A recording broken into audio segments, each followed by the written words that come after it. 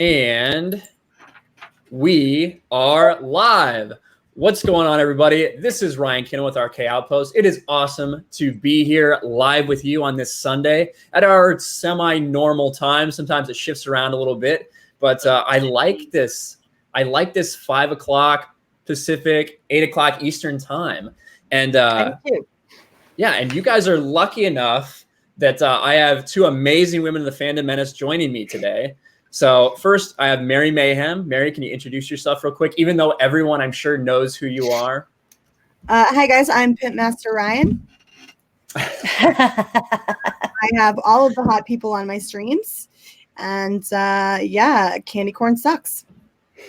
Oh, well, you know, Mary, I see that, you know, after our little chat, after the candy corn blowout of 2019, you came to your senses a little bit, and you even decided to have an incredible background, which, you know, I really respect that. So thank you. I'm glad I was able to win you over in the candy corn debate. And that's pretty much all we have to say about that. Mocking you, Ryan. That's yes. Oh, well, imitation is the sincerest form of flattery, is what I've. Mockery are not the same thing. There's a nuance there that you're not quite grasping, Sweet Pea. But that's okay. Hi, guys. I am Mary B. I am the Mistress of Mayhem, disruptor of the narrative, and official women card holder, which is hiding right up here. You can find me over on my channel, Green Screen Stocks. You can find me over on my channel, my Mary Mayhem, where we talk about newsy new stuff on the weekdays and have fun on the weekends. Awesome. And then down at the bottom, we have Candace, also known as Geeky Candy. And I think I hear some disgusting candy corn coming from somewhere. Oh my gosh, there it is. I knew I heard it. Oh. Well, my name is Geeky Candy. So, yeah. Lindsay. What do you do? Cheers. Cheers. Yeah, so my name's Geeky Candy. I am the bringer of all things sweet and geeky, random content on my channel right now. And yeah, make sure when you check me out, brush your teeth twice a day, because, you know, too much candy can give you a toothache. So gotta be careful. I love that intro so much. That is cool. I already put it together. I'm like, what the hell? Why not?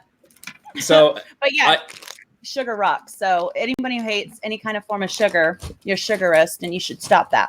Mm-hmm. Look at what happens. I bring these two ladies on my stream, and they both betray me, stab me in the back with this candy corn stuff. That's okay. I stole your room too. That is true. But you know, if you guys don't know, I feel really special to have both these girls on here with me. Mary is the most recent addition to Geeks and Gamers, so everybody's really excited about her, and her videos are doing awesome. And then Candace is one of the newest members of the Fandom Menace, at least who's created a channel, and she's taken off like a rocket. I was a lurker. Yeah, I was the same way. Now I'm not. Now I've revealed myself, so I'm here. I'm really glad you did, because holy shit, you sweet thing! Oh my god. Well, it's because of you guys and your channels that made, you know, people like me who didn't even think that our opinion really mattered, because it doesn't really fit with like what we keep seeing on the news all the time. You know, made it feel like we don't need to be saying anything. But then I saw you guys, and I'm like, I want to say stuff too. So now I am. There we go. And there is a comment here by some little YouTube channel called Geeks and Gamers. Two great people and Ryan. So thank you, Jeremy. Thanks for watching. Hey, Jeremy. We did have a super chat real quick. Let me get to that. We had a super chat from Thomas Gilkey. Thomas Gilkey, one of my amazing patrons, who I'm going to get to all of them real soon. But $5, can't stay to watch. Sending love and hugs to the panelists. Thank you so much, Thomas. We love everything you do for us, buddy. Thank you. And while we're talking about patrons, let me give my shout out to all my patrons, since it's all basically new in the past week. But at the initiate level, we've got Hugh Jass. You guys all know and love Hugh Jass. We also have Seth Saunders. So thank you guys so much. And then my master level patrons, we have Thomas Gilkey and newly yesterday, Teresa Martin. So thank you so much, Teresa. I really appreciate it. And then at the night level, we have Master Voss. So to all 5 of my patrons, thank you guys so much. It means a lot. I got my newest Patreon exclusive vid out yesterday while I was in Vegas. So I hope you guys all enjoyed that. But yeah, if you guys are interested in patron or in becoming a patron, the link is below in the description, and I'll be putting in chat a couple times throughout. But yeah, absolutely. Thank you guys. And then let's say hi to everybody in chat. Little Man was the first one I saw. Oh, we got a couple super chats real quick. Hold on. I just saw one come in. So Echo Base Network, $4.99. What's going on? Good evening, guys. We are 99% complete on our watch time. Big project in the works with Doomcock coming soon. That is awesome. Echo Base Network, if you guys haven't seen them, go check them out. Go sub to their channel. I know there's some of us who have been leaving a tab open to get those guys a watch on that they so deeply deserve. So that is awesome to hear. You guys are almost there. That's amazing.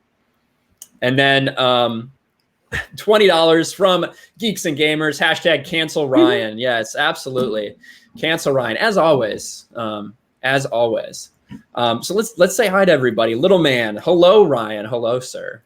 Oh, and my favorite, I'm glad that I was able to convert Mary to actually saying the name, right? Because it is important that we call things what they are. So I love it. Say my name. I love it. I love his name. What an ass, what a bitch, what a cuck. Hail. Absolutely. Hail. Ryan credit for amazing. He did. Yeah. So. And then Jeremy says, love you guys. Talk to you later. So we'll see you, Jeremy. Thanks for stopping by. Bye. This will be the pretty much one and only time I address this, little man. So I saw Julie's comments on Freddie's latest vid. What the hell was that about? So there was some stuff that went on Twitter yesterday, but we're not going to talk about Julie anymore. There's some issues there. We just feel like it's kind of best left alone at this time. So I appreciate you asking, but you can check Twitter for more information. We've got Christy, my wonderful mod. Christy's here. Thank you, Christy, for being here. Jonathan Cortez. Hello, Jonathan. He's been a great supporter of me. He's started a channel of his own. That's awesome to see. Another one of my awesome mods, Benzo. What's going on? Ryan should come out dancing with a hat and cane. Let's see if I can work that.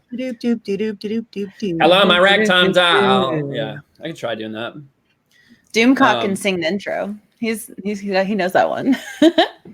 I'll see what I can do. Maybe on karaoke I'll bust it out. There you go.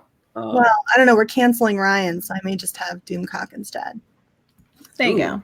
That is true. That is true. I'll cancel Ryan, of course. I'm okay with it. I thrive on it. And I also, for you guys that don't know, speaking of NXT, I know he's in my Discord. So let me put my Discord link out there for you guys. If you want to come and join the Discord, it's just getting started.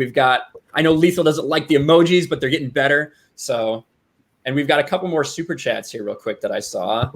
Again, from Thomas. Thank you so much, Thomas. Hashtag cancel Jeremy. Yes, I like that one. All the love. Yeah. And then $1.99 from Drunk 3PO. Much love. Thank you, Drunk. Always good to hear from Drunk 3PO. Yes. I give him a lot of crap. Rightfully so, because he deserves it. But he is one of the best, most genuine people you will ever meet, and a great person to call a friend and a fellow person in this community. So that's a great channel. Great channel. Let's not go too far. He's a great person, though.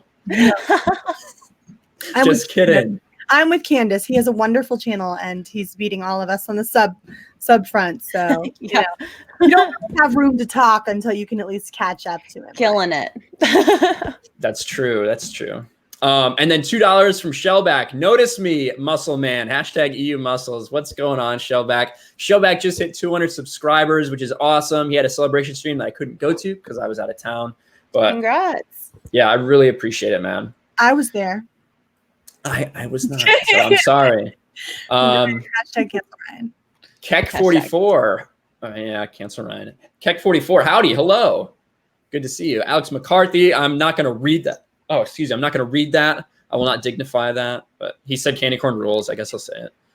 Kind of a person are you? Not saying chats on the stream. You'll highlight. You won't I'm just so frustrated. Flipping that. Yeah. Jack says I roasted Ryan earlier with candy corn. Yeah, thanks. I really appreciate it. My man, Jack, you are awesome, man. He was so balla about it too. He was just like, "What you gonna do?" Yeah, listen, Jack. Here's the thing: you can't savage your own tweet. All right, you can't be like, "Hey, I just wrecked you, and then hashtag savage. Someone else has to savage. do that. Yeah, come on. Yes, someone else has to say the savage part, or at least like come in with another account. I'll say it. Hashtag savage. It was so There you go. there you go. I have just validated Jack. There you go. Nice. Random Brad Crete says morning. Unknown WR. You should, Ryan. I don't know what that means, but you're right. I probably should. Come in dancing. Hello, my baby. Hello, my honey. Hello, my. Yeah, that would be good. Scarlett says, "Hi, Ryan and everyone." Hey, Scarlett, good to see you here. Thank you. Oh no, Mary's Disney DUI scooter has returned. Save a scooter, be a hero. No, he's on the lawn where he belongs, painted in camo as a lawn ornament. That's where you belong. Own your role. There you go. Drunk says, thanks for the shout. No problem. I will always shout you out. I am waiting for more lore videos. Vitiate, Revan, Darth Talon. Well, you ask and you shall receive. Because I do have one in the works. It's going to take me a lot of time to get it ready. I want to put up on Geeks and Gamers on Tuesday to coincide with a SWOTOR expansion that's going down. So I really hope I can get it done in time. It's going to be great. You're so thorough with those. I loved the last one. So it's really nice. Do like a Darth Talon one, or because I like. Well, it's not going to be a Darth Talon one. That might be for my channel. But I don't want to spoil it. But it'll be going up on Geeks. It's about someone who's very important in the Star Wars The Old Republic game. So we also got Han Star in chat talking about Scooter Lives Matter. We've got Tommy here. Oh, Jack's been exposed. Yes. Christopher, hey, how's it going?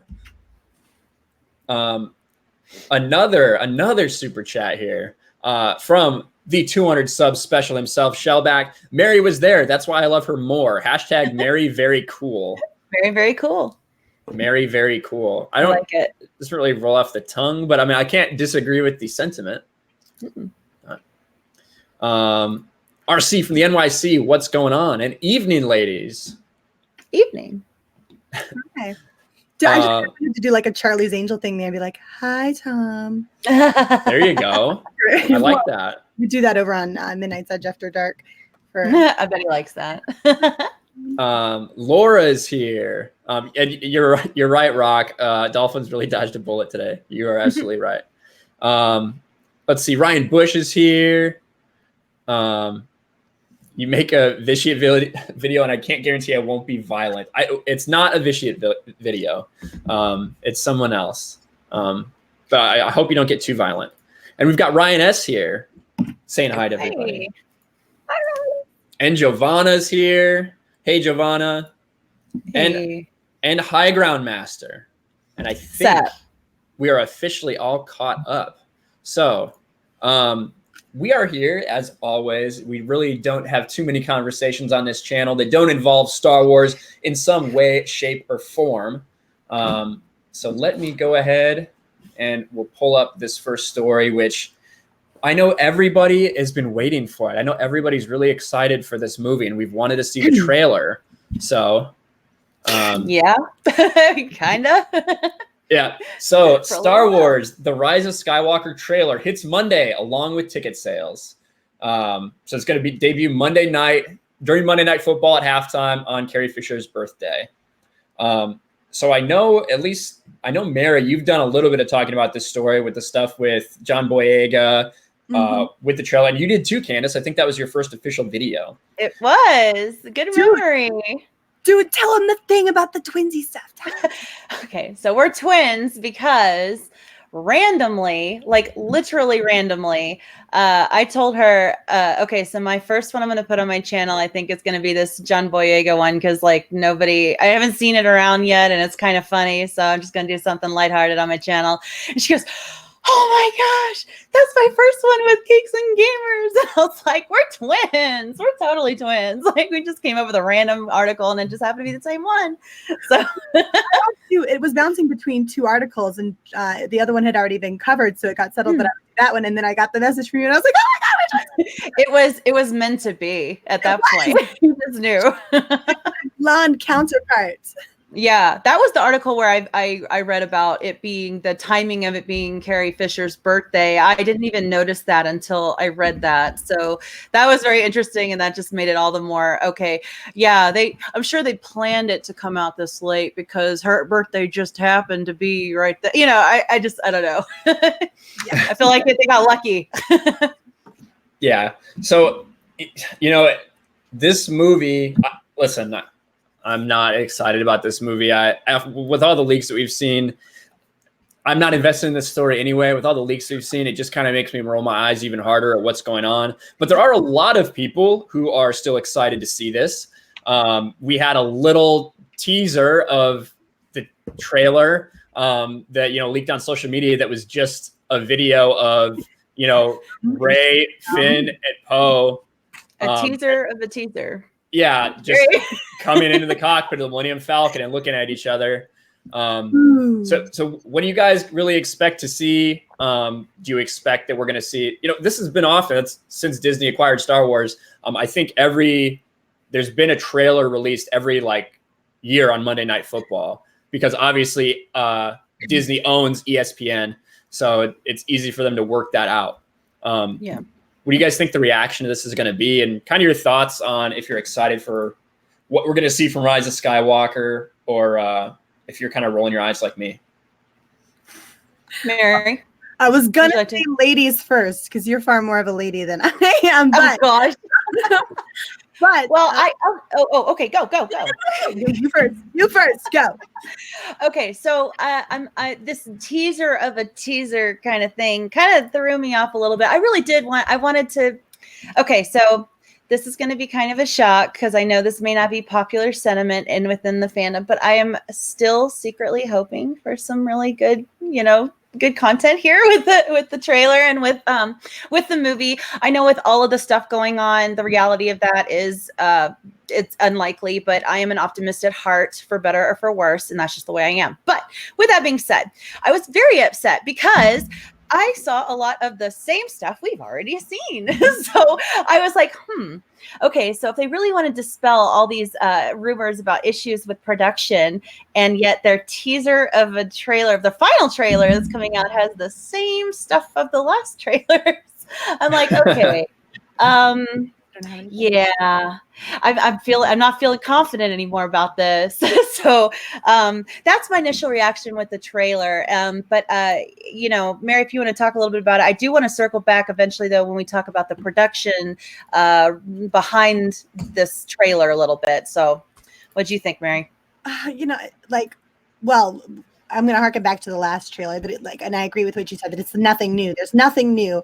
And I'm not optimistic.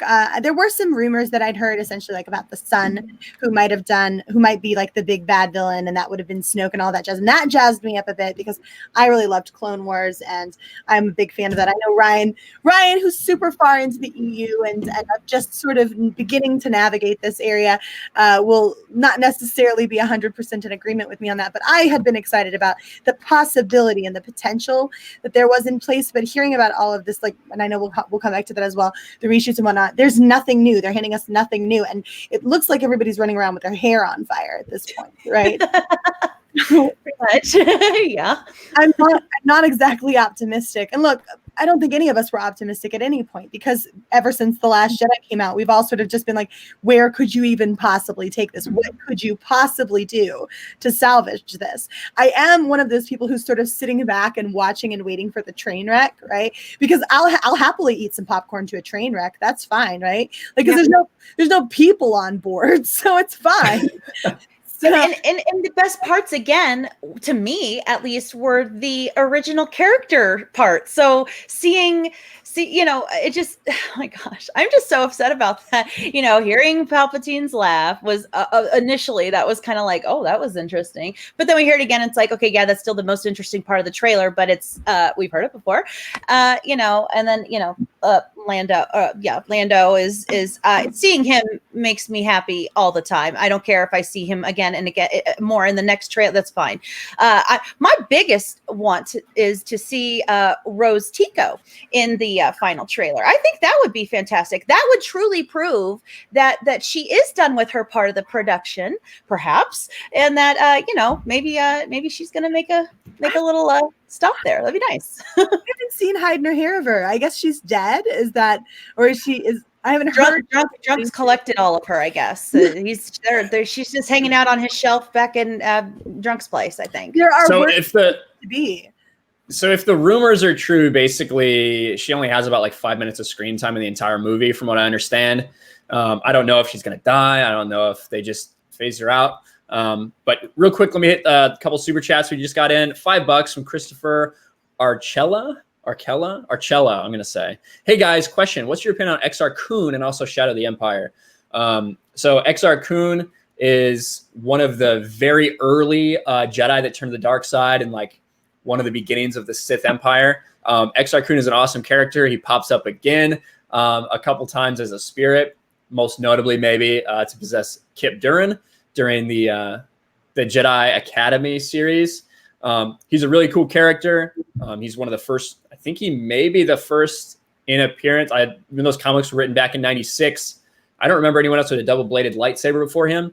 But yeah, XR Kun's awesome. And Shadow of the Empire is great. Really cool multimedia project that they did. But yeah. And then Now I was gonna say, you got a really telling smile on your face when you started talking about it. Like you could sort of tell Ryan was like, "These are my people." Yes, yes, my people. I don't know if you guys know who XR Kun is, but Shadow of the Empire was a cool game. It was great. The Wampas, the arm swipe of the Wampa, that scared the daylights out of me. That was scary.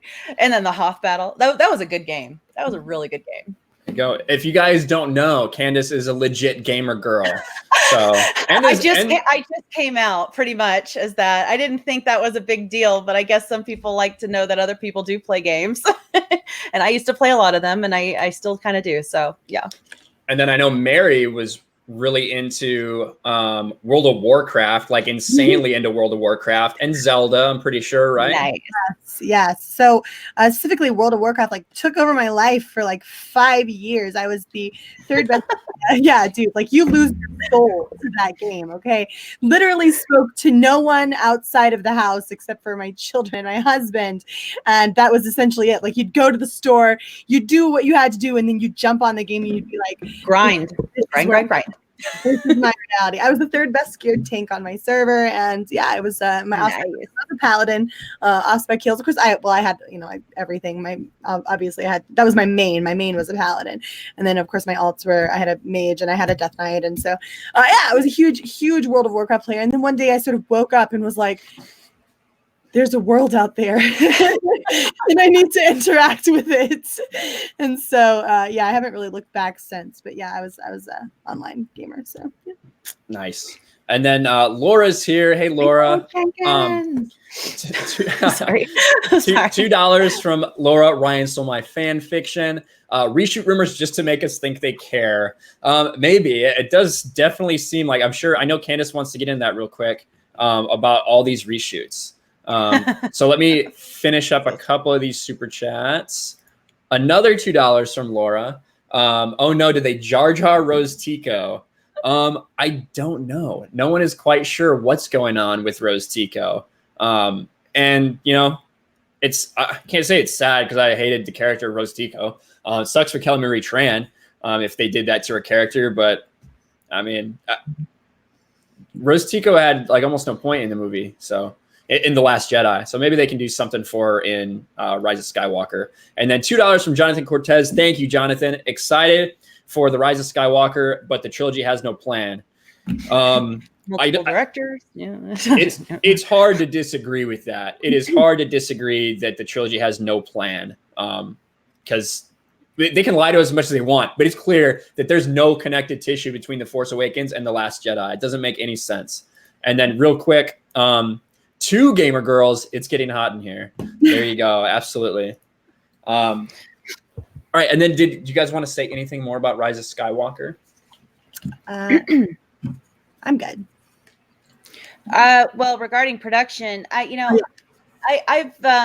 I've watched some videos of other YouTubers out there in the fandom putting some really good content out there regarding the issues possibly behind production. You know, Doomcock has those of you who don't know, Overlord DVD, Doomcock, hail Doomcock. I am a Legionnaire of his, and yeah, he put out some pretty interesting information that is all it's hearsay, but it's from a source that he trusts, that he has had verified information with before, and basically said that around, it was either up to or around 75% of the film is being redone, which is crazy to me. And what's really interesting too is since that's come out a few days ago, there's been a lot of differing opinions regarding it. I know that we've had some YouTubers, I think Jeremy has a source also close to the film as well, and doesn't believe that that's quite the case,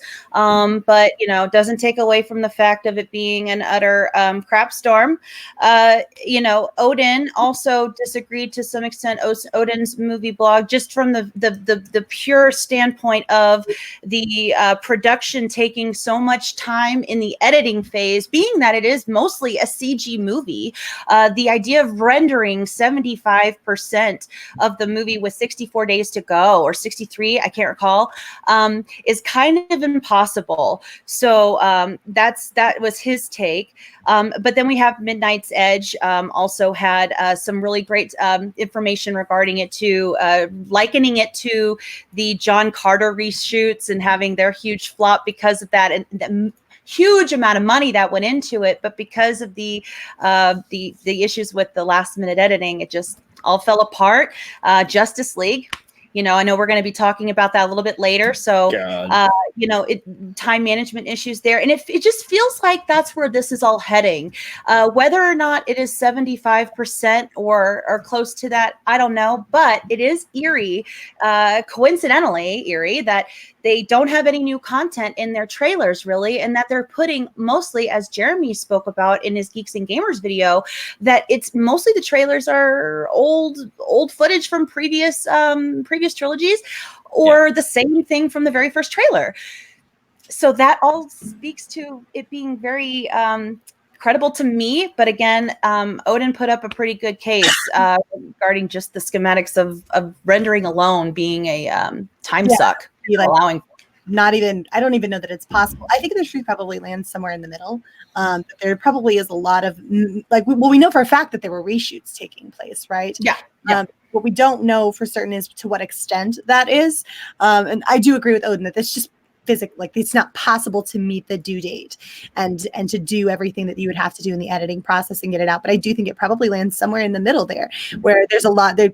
Because it's been so much buzz about it, there's got to be some measure of truth to it. I don't think it's 75% of the movie, but I do think that there's probably a significant portion of the movie that's had to be redone and retouched upon. And I think part of that is, it's Ryan Johnson's fault. Way to pick everything up. This time, there was just not enough time. I think they should have delayed it. I think they should have made it in 2 parts. I think that you could have done a lot more if you'd done a 2-parter for episode 9. I think that a lot more could have been accomplished that way. But hey, we're just the fans. What do we know? Well, and whenever we hear reshoots, we freak out, no matter what movie it is. Not every, but nearly every movie has some stage of reshoots. And sometimes they're good, sometimes they're bad. You look at Justice League, in my opinion, that was awful. But that was a different situation. That's a situation where they basically remade most of the movie. They had major reshoots during Rogue One. Rogue One is pretty widely accepted as, one of the best things that's come out of Disney Star Wars, right? Yeah. A lot of people enjoyed that movie. Yeah. Wonder Woman had a bunch of reshoots. For the most part, Wonder Woman was generally, praised and accepted as a good movie. Mm-hmm. The end could have been a little better, but overall, I enjoyed it. Yeah. So reshoots are reshoots. It's something to talk about, right? I'm just glad Mickey's grown a pair of cojones and sticking it to JJ, telling him you got to keep shooting until you get it done. Because I feel like sometimes directors can get away with things because of their the buzz around them. But I think Disney's realizing that this is becoming a money pit because of the a huge investment that Midnight's Edge also talked about this a little bit too. The huge investment that they took above the value that they had priced Star Wars at, and it's not making the stacks they thought it would. I'll just put it that way. Oh my God, they're clearancing everything out on the toy shelves, and I need to post those pictures. I went to Target the other day. All the Star Wars stuff is literally in a section that has Marvel header above it. Oh my God, no. Yeah, I have pictures, and I just haven't posted that yet. We're 2 months before a new movie. I went out on Force Friday, and I actually took some footage, and I haven't edited it together. I think it's kind of too late to worry about it at this point. It was sad. I went to the Disney store that's in a local mall near me, and there was barely anything. Most of the stuff they had was Darth Vader, Imperial era stormtroopers, and Boba Fett. Like, they had these big figurines. Yep. Like, none of the sequel trilogy characters. The investment that you talked about, Candace, it's not just $4 billion, right?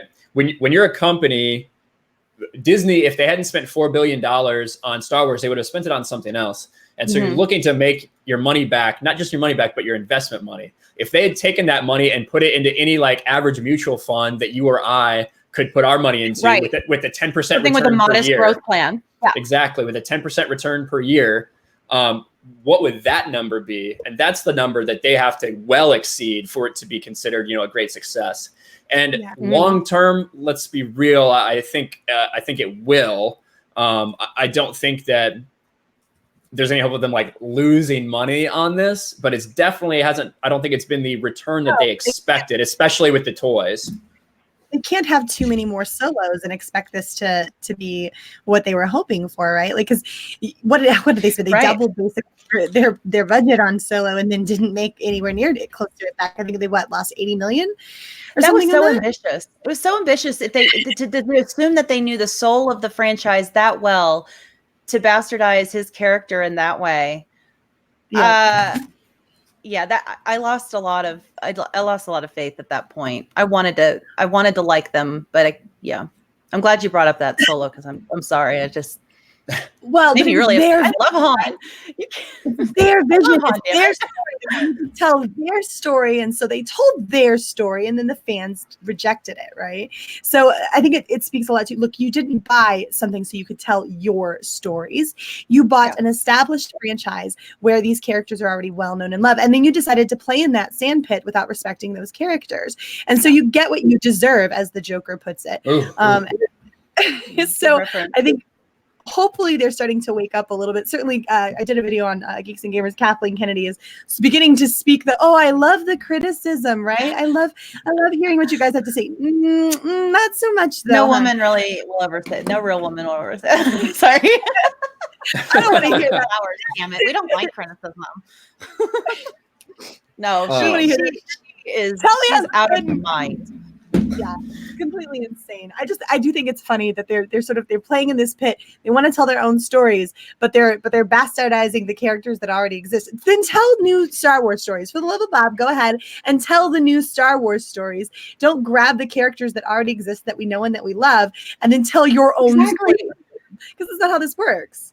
That's why that Rogue did so great, because they took something that wasn't as well known and blew it up in a way that was very it translated really well. And I'm like, if they really wanted to like bring in kids and stuff, which is what they obviously were trying to do. I feel like with the prequels, I think some of the marketing of the movie shooting was towards children more so than a lot of the original fans, and that's okay. It doesn't really take away from total production of it, but I feel like, so like Jedi, I've mentioned this to Ryan before. Jedi Academy, the idea of a Jedi Academy on Disney Plus, great idea. I think that they could have like used Luke to transform him into something that could have been pushed towards that kind. There's so much like potential. You could bring in new Padawans and younglings for the lower, little kids to enjoy. And I just feel like there was a lot of random things they could have taken, but they took the one thing that we didn't want to lose, and they threw it away, and it just you can't get it back now. It's like you wish you never saw them because you wanted to remember it the way that you had, and you can't now. And that's what sucks. They took that away from everybody. Yeah. And I hate that. Exactly. That's exact. Oh my God. Those are my feelings. Oh my God, girl, you're in my head and my heart. Twinsy. You don't get that. You don't get to go back now. There is no way doing this. You have done this. This is the bed we are all laying in together. And it's not the fun kind of bedtime. No, this is sucky, and it's the after morning, and you've got this hangover, and you wish that you'd never done it. You wish you'd never made that horrible mistake, and now we can't go back. And this is where we are. What have you done? They turned it into Transformers. You get the same hype as you do with Transformers now with Star Wars. Yeah, and with Rogue One, I think it was you, Candace, that mentioned it. They didn't stomp on any of our characters, right? I think that's why maybe Rogue One is the most well accepted the Disney stuff. Other than the fact that for some reason during like a 60-second fight scene, Darth Vader, who's not in any danger at all, somehow forgets that he can just telekinetically grab the plans. He doesn't remember that. He's too busy kicking ass. But other than that, didn't stomp on any of our characters, right? Unless you maybe are a fan of Kyle Katarn and Jan Ors and how they stole the Death Star plans. But if you're not familiar with that, then they didn't stomp on it, which I think is why more people kind of accepted it. But for giving us normies over here, Ryan, forgive us for being okay with, not necessarily feeling tread upon over characters that we haven't necessarily met yet. And I understand, I'm not diminishing you over there. I totally get it.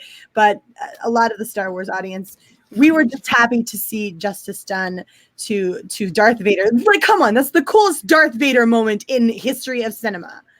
Like, and Disney did that. And so props to them for that. But literally everything else you have done has sucked. And the funny part is Disney thinks that because of all this, that they're going to still, did you see how many remakes of Disney movies that they have on their plans for the next decade? Yeah.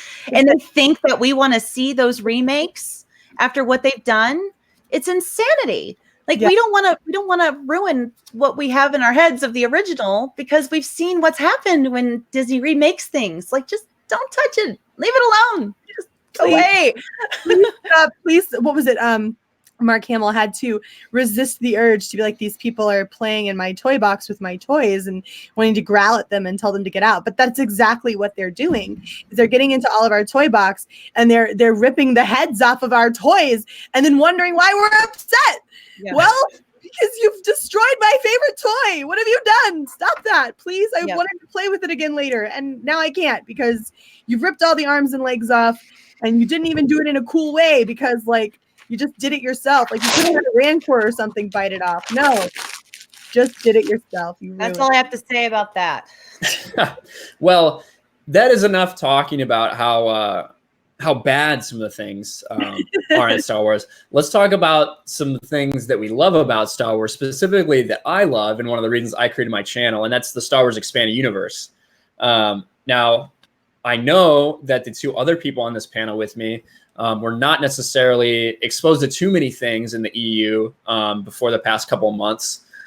Mary was on my stream last week talking about how she just got started with Heir to the Empire and kind of her journey through it. Well, we have someone else here, Candace, who is, are you in the middle? I don't know if you've quite finished it yet. I know you're really close to finishing I might be done today. It depends how much work I get done, but yeah, I'm loving it. Yeah, I'm so thankful that you're doing this, by the way. I hope everybody in the chat knows. Did you want to mention exactly what you have going on? Yeah, we can absolutely plug that again. Okay.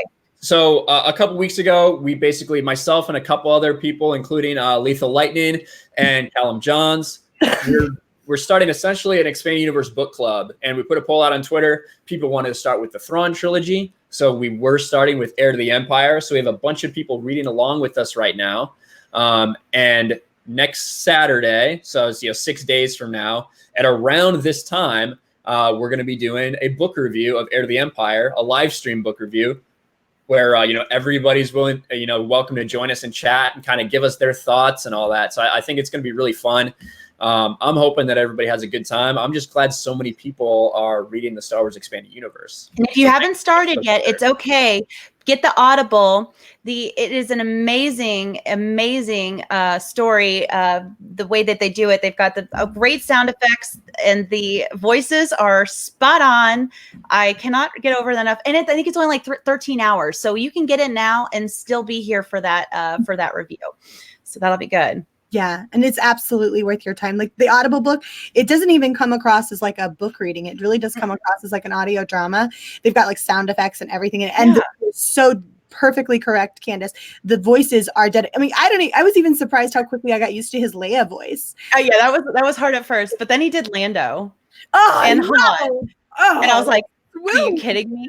Like, you close your eyes and you're there. You're sitting with them. It's amazing. I'm so thankful that that Ryan mentioned all this, because I needed something new, and I appreciate this is going to be great. I have a ton of books now that I need to read. I'm okay with that. Well, listen. Once you get started, you will get hooked. So it's not to be taken lightly. But yeah, and I do think that audiobooks are a great way to experience it. I personally, I really favor, let me grab mine real quick, actually. I personally favor the books, but I do own a lot of the audiobooks too, just for, something to listen to, even if I've read it before, just to listen to, because the production value is just really great. Yeah. Am I about to lose my life to something else again? Like, is World of Warcraft like phase 2 about to happen to me? Am I about to just go down a rabbit hole that I won't come up from? I hope so. I mean, that's the hope. That's kind of that's one of the reasons I started this channel, right? Was to grab this whole group of Star Wars fans who I knew were hungry for a lot of Star Wars, and, show them that, look at all this great Star Wars that there still is, in addition to everything else that I want to talk about. And there is a con to this. I'm going to warn you all, if you haven't started it yet, you will feel a little bit of anger, a little bit of resentment, and that being mostly because of the potential that you could have seen going on with some of these characters. And if you know of Disney maybe pulling out some of these characters in the near future for Disney Plus or for their next trilogy, knowing what you know now with these books, it's going to give you an opinion that you may not have had prior. So for better or for worse, read the books or listen to them, because it'll be worth it. I was going to say, I think it's definitely for the better, because look, even if Disney continues to bastardize, like, they can't take away what it is that we already had, right? They can't take away the original trilogy. If you're a huge fan of it, they can't take away the prequel trilogy. They can't actually remove that. And a lot of people do sort of tend to go into their own headcanon, which I'm beginning to understand more and more and more at this point in my life, is this sort of reversion into like, okay, I'm just going to go into my own headcanon, and this is where I will exist happily, because it's a much more pleasant place, I'm starting to discover. So Disney, let them go. Let them do whatever they're going to do. I don't have to give them my money. Yeah, and that's what I think is really cool for a lot of the people that are just getting in the expanded universe now is it's new and exciting, right? As opposed to, I watched the original trilogy movie. We had them sitting around the house on VHS, so I watched them a couple of times. I think my dad bought like the 3-pack special edition, like 97, whenever that was released. And, so we watched those, but it wasn't until I saw Phantom Menace in theaters that I became like absolutely hooked on Star Wars and started reading these young like not children's books, but like youth books, Jedi Apprentice series with a young Obi-Wan and Qui-Gon. And that got me hooked, and I never looked back. So I experienced all this over this, 15 years, just reading everything I could. And then to have that all like taken away is rough. But for everybody else right now who's getting into it, right, it's like a whole new world. So it's really cool. Yeah, but before this book, the extent of my EU knowledge was the movies, obviously, and then Clone Wars. I watched that religiously as soon as it came out, every single one, and I loved it. I loved the animation style. I loved the characters. Loved the plot lines. I loved it. Became a big fan of a lot of the new Sith throughout it, and their storylines were so complex, and it just. I enjoyed it. So I'm so happy that I found this through you, and that I can explore more of that in a way that's more rich than what's given to us on screen. sometimes. Oh my God, Candace, you and I are going to get together and we're going to like start doing girls just entering the EU something. Like we'll come up with a clever title. We'll come up with a clever title and we'll have like our own, like, we're the guys. We'll have our own little book club. No, this is my thing right here. Look, this is girls getting into the EU. I will come to both their channels for EU content. Just ask, I'll be there. Okay. I was on that stream, so I'll go do my own damn thing. Thank you very much. So no, but like, look, I gosh, Candace, she just echoes my sentiment so much. Like it's this sort of whole new world. Like you do sort of step in, and there was a bit of trepidation at first for me because I was like, oh, is this something I really have time for? Is this something that I really feel like I can invest myself in? And I'm just so grateful I did. And like, oh my God, Mara, isn't she great? Yeah, I'm loving her character. She seems a little pretentious at first because she's so put off by everybody, a little bit bitchy, but I can understand it. I haven't gotten to anything other than, I haven't gotten to too much regarding her, so I don't want to say anything because I don't want to spoil anything, but I love the characterization so far. She's so strong, but yet shows vulnerability. And that's the key. She's not a flawless, a person, and to depict women all the time as flawless just makes us all normal real world women feel really bad about ourselves because we're not flawless. So it's like putting all the skinny girls on Vogue, selling clothes. They're putting all these super perfect women on screen saying this is how women are, and it's again misrepresentation, and it just puts everybody off. And I hope that they get it by the next trilogy that they have come out. So well, I think that's why grounded women who weren't sort of stuck in this egotistical air of like, oh, well, women should be presented as perfect, right? Because that's representation. Grounded women who saw Rey rejected her and were like, no, that's not a real woman. That's not actual like legitimate representation. It's offensive even to some extent, because you're just like, but I will never identify with a woman who is able to do literally everything perfectly right off the bat, because that's not me, and it will never be special to not have a journey like Luke did. What makes her so special? Having a vagina? Sorry, am I allowed to say that? Yeah. Yeah. Okay, I'm sorry, but yeah, like I don't get it. I feel like, Luke lost an arm. He lost a ton. He had a ton of emotional vulnerability. The dude was his dad. Mm-hmm. Dude was his dad, like died in front of him. Rey, can she lose a pinky? That's what we talked about last time. It's just a pinky. At this point, I think I'm going to lose like a fingernail or something, right? Like have her crack a nail. Strand of hair. Something. Like maybe she holds her lightsaber wrong and accidentally gives herself a haircut. I mean, whatever. She would never hold it wrong. Let's be honest. I don't know. She holds it kind of strange to me. That's just me. Yeah. So what's that freaking double bladed thing that she? Sorry, sorry, Ryan.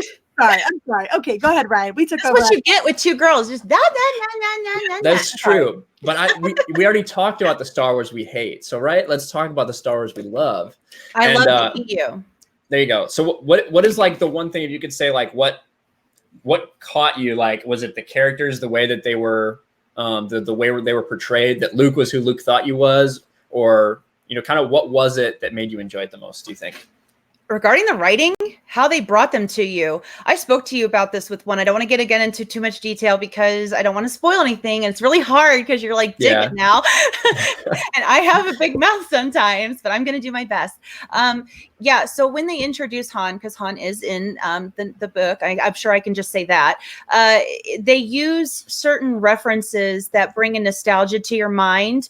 They use a lot of similarities that if you decide to close your eyes, you don't even have to. You can see exactly what they're telling you in the Audible book or on text. It's quite amazing, actually. You can feel the charisma of Han again. You can feel the trepidation of Luke, but yet the constant battle he has within himself to appease two different sides of himself. You feel that. We didn't get that so much with the movies. I could go on and on with other ones, but those are just a couple examples of the main characters that you get, and of course the introduction of the new characters just are beautiful. But the nostalgia is what I was craving. because I did grow up on the originals, and well, I didn't grow up on them, but I mean, I guess I did. I wasn't alive when they came out. I'm not that old, but they were in my house playing all the time, and yeah, I just wanted some of that again, and I got it with this for sure. Nice. Yeah, it's nostalgia without feeling like a ripoff, right? It's the characters that you feel continued. It's not a ripoff of what already happened. Yeah, you never feel manipulated or anything like that. It feels as though it's very organic and flows very naturally. Mm-hmm. Yeah. The relationships that you see between the characters feels real. Yeah, absolutely. That's good. I'm glad that you're enjoying it. It brings a smile on my face every new person that tries the EU and enjoys it, because that means that somehow I've done something at least. I made a little bit of a difference, which is awesome. Way to jack all of the credit from Lethal there. What the heck? Well, Lethal deserves a lot of credit. Lethal's been talking about this stuff for forever. I'm just glad that I was able to meet Lethal and kind of, help bring about this EU renaissance that we've got going on. So I like it. $2 from Jonathan Cortez. EU audio dramas are great as well. Dark Empire is good. Dark Empire is a little hit or miss for some people, but the audio drama absolutely is awesome. I know I've seen some people in the chat saying you can find them on YouTube. You can find some of the audiobooks on YouTube. But a lot of the Heir to the Empire ones you find aren't the Heir to the Empire audiobooks we're talking about that are like the really good audio dramas by Mark Thompson. They might be an older one. But any way you consume it, that whatever works for you works. Let's see. I saw Matt Wilkins popping by in chat. He was saying hi to everybody. Oh, there's Rob D. Stream demonetized because Candace said vagina. So I think we'll be good. Sorry. We get vagina. I try to keep it PG around here. This isn't like Matt Wilkins' channel. You can say things here. Yeah, I said dick flick and ruined the whole thing. I'm still coming off of shenanigans from Mary's channel, so I'm just interesting here. And if anything pops out, that's why. That was so fun, though. You were like MVP. Oh my god. There you go. The CJH, what's going on? EU community helped me embrace the EU again. Absolutely. And then Neil says something poignant. I just want the old EU to come back. Well, Neil, listen, I have talked about something here on this channel before. I'm going to talk about it again because I think it's important. Here, let me screen share again, if I can say that. So there is a project that's going on right now. Twin Sons Foundation is doing a billboard campaign. They're raising money to put up 2 billboards basically right down the street from Lucasfilm headquarters, so that employees are gonna have to see it each and every time they go by. They did this a couple years ago in 2016. I donated that billboard. It went up, got a lot of media attention, a lot of press. Lucasfilm addressed it, and one of the things they essentially said was, we kind of are focused on the sequel trilogy now. Well, there's a lot of people, Expanded Universe fans, that still want Expanded Universe, now known as Legends, content. And we want to let them know, well, at least I do, that we're all still here and we're all still want to get these stories. Now you can take a look here at this is the original one that went up in 2016. These are the 2 that are going up now. Asking them to please continue the Legends story. I like this one. We couldn't buy new Legends stories, so we bought these billboards instead. Kind of just going out there and showing that, there is still a lot of demand for these things and to get attention. And we've seen recent things like, we'll talk about it a little later, but Zack Snyder, a bunch of Release the Snyder Cut people, bought a billboard in Times Square to draw attention, got a bunch of press. And I think that this is a great way to show Lucasfilm in a respectful manner that, we're still here and we still want Legends. But real quick, there has been a couple pretty disgusting allegations that have gone towards some members in the Expanded Universe community, for lack of a better term. So Twin Sons Foundation, obviously I just showed their billboard. I've donated to the billboard, but they are in no way affiliated with the Fandom Menace. They are, the only people they're associated with are Star Wars fans. There's been a lot of people making accusations that somehow that they've allied with the Fandom Menace or whatever. And listen, individuals can be part of the Fandom Menace. It's up to you or not. This is a charity organization. I do have a statement from them that I want to read. So the only group Twin Suns Foundation is affiliated with is Star Wars fans. Star Wars appeals to a wide variety of people. Anyone could be a Star Wars fan. Because of that, many different subgroups of the Star Wars fandom support us and our efforts. This includes EU purists, dual canon fans, official fan groups, unofficial fan groups, and Lucasfilm itself. So just want to clear that up because I see some people who claim that they're Expanding Universe fans but are doing everything they can to tear apart the EU community, which I think is a little silly. Well, I take a bit of I'm affronted by this. Like, this actually bothers me a bit because it makes me feel like a person who's just getting into the expanded universe has no place. Because I identify as a fandom minister, I'm not allowed to become engaged in this. I'm not allowed to become enthusiastic about it. I'm not allowed to support it in any way, shape, or form just because I have a channel and I identify myself as a fandom menace person. I'm not allowed to engage with this. What kind of gatekeeping is that? Look, I've had an opportunity to engage with, this Twin Sun stuff with Matt Wilkins and the like, and to kind of interact with them a bit. And I think that they're wonderful people and I'm proud to know them, but they've made it very clear to me they're not fandom menace, and that's okay because this isn't like an exclusive club, or this isn't like a, He-Man woman haters thing where, you can't come in and you can't be involved, but I won't talk to you and I won't engage with you. No, people are individuals, and that's how you should treat people. And Star Wars has put out so much content across so many platforms. I'm sure there are people that have literally consumed every single bit of it. I am sure over the course of a lifetime. I'm sure. But in all reality, I don't think anybody here or anybody in the fandom, at least not, maybe under 70 or 60, I don't think that everybody has had that opportunity just because of the time. We're talking video games, comic books, the all of the book series, the movies, the cartoons. I mean, like, you can go on and on. It's just insane. And then if you want, do you even want to include fan fiction? Do you want to? Because there's some really, really popular fan fiction out there that where do you cut it off? And then why would you? So I don't get that either. Makes no sense to me. Why would you exclude people just because of something that they happen? Like, the Fandom Menace is actually one of the most diverse group of people I've ever seen in my life, where we line up on all different things, on all across the board on a million different things. And then to treat a people who happen to follow under an umbrella without that sort of acknowledgement that they're individuals, and to treat them as though they should be blocked from engaging with something is quite cruel, actually. It's a very cruel way to engage people. So, and don't throw out things just because you think you know something.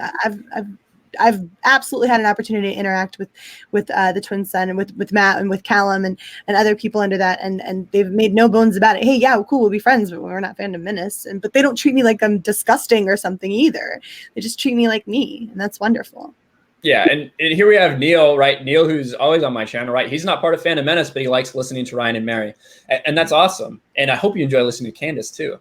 I'm new, but exactly. You can listen to me anytime you want. But subscribe to her. But yeah, and that's the thing, right? Although I am Fandom Menace, I'm also a big fan of the Expanded Universe, and I have been for a really long time, for longer than Fandom Menace was around, right? So I hope that clears it up a little bit. I'm sure that the lies will continue from the other side. But I wanted to get that out there to everybody because, obviously I'm very friendly with Matt Wilkins, who is, again, not a member of the Fandom Menace, just a great person and a great EU guy. And I've had a lot of interaction with Brian Borg, who's with the Twin Suns Foundation. Again, not a guy in the Fandom Menace. Neither is Twin Suns Foundation. So hope that clears things up a little bit. But there you go. Dr. Coffin Nails, clear to you. All right. Well, I'm glad that it's clear to you. I'm sure there's others that will still refuse to listen, but there you go. Thank you guys for being here. Still have a lot of people watching. Let's see. What did we want to get into now? I would like to talk. Well, first of all, there we go. That's Ryan's, what I do. New segment. Ryan's RK Outpost. Ryan is a manly man who lays down the law and clarifies things. Well, thank you. I appreciate it. Damaj and I. The Fandom Menace isn't a group, it's a hashtag. Yeah, I do understand that, and it means different things to different people. But yeah, I appreciate that, Dimash. I think it's a lifestyle. I feel like it's an unidentifiable, like you can't put it in a box. You can't check it off. It's a lifestyle of different things, and it's inclusive because there's a ton of different lifestyles within the thing of Fandom Menace. Yeah. So it's tough to say, but it's just people who have passion for the things that they have interest in, pop culturally or otherwise. I think that they all have a rightful place within the fandom. And I urge those kinds of people who, like me, they've had those feelings, but didn't have really a place to really get to talk about it, because there's not a lot of people in my life that have they are not as deep into this stuff as I am. I guess that's how I can say it. And so I find myself oftentimes with my girlfriends here, at a loss of things to talk about, because I didn't just pop open the latest episode or what do you call it, the latest magazine of People or Newsweek or whatever they read. So yeah, unfortunately, that's just my problem. So I'm glad that we have the Fandom Menace to have a place that's like therapy, to be able to discuss with other people about it. Yeah, it's kind of important to people to have that sort of common interest, or that person, that group of people, or that person that you can go to, that you can sort of purge this sort of stuff that weighs so heavily on you when you're invested in something, and when you're so engrossed in something, and you've spent your whole life, especially with a lot of us when it comes to Star Wars, where you spent your whole life sort of delved as deep into this, as you are, then you feel like you don't have anywhere to go with this stuff. And so that the Fandom Menace is kind of turned into this community. I love the way you put it the other day, Candace, because I felt like it was such, I like seriously trademarked that. Okay. The Fandom Menace, right? Like, oh yeah. I've been saying that for a little while now, and it's just now catching on. But yeah, it really feels like it. It really does. Everyone's so just like, everyone's all like, oh, come here. Like I feel you. I feel you. I'm like, y'all are all the shoulders to cry on about things or to be happy about. And it's so nice. It's so nice. Yeah, we have each other.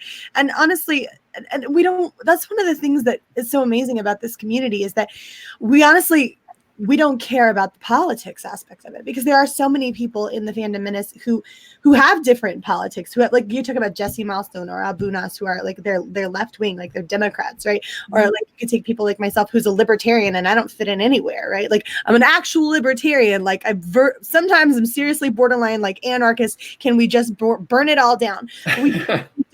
We don't get into those topics a lot, because I'm also, like then you have people like Macarena and myself who are bisexual females, or like Proper Jeremy, who's a bisexual male. We have these different lifestyles. It doesn't matter. We don't care. We identify as different things, and we just don't care, because we come together under this love of Star Wars and this belief that there's got to be a way to change this. There's got to be a way to fix this. Please just stop wrecking our stories. So that's where we line up. And so at the end of the day, it is a diverse group of people. Mm-hmm. And it is incredibly inclusive, and it is incredibly loving and caring for one another. We're there for each other in ways that a lot of people in the world, I think, in terms of community, aren't there for one another. We really do have each other's backs. And so I don't understand how anybody could see that as a bad thing. Right. Yep. Oh, look, there's Drunk 3PO. I love you all. Thank you, Drunk. Yeah, absolutely. So I hope, there you go. You guys know a little more about Twin Suns Foundation and about that billboard project. If you are interested, if you're getting into the expanded universe, if you've been a part of it, go check out the billboard. If it's not for you, then please give it a share. Just get it out there. So I appreciate everyone who's taken a look at it. But let's get into something that happened over the past week that was pretty funny, created a lot of content for us all. But do you guys... I know that this may be a little bit of a name you might be unfamiliar with. It's kind of old and washed up. Do you guys know who Freddie Prinze Jr. is? Okay. Yeah. Okay.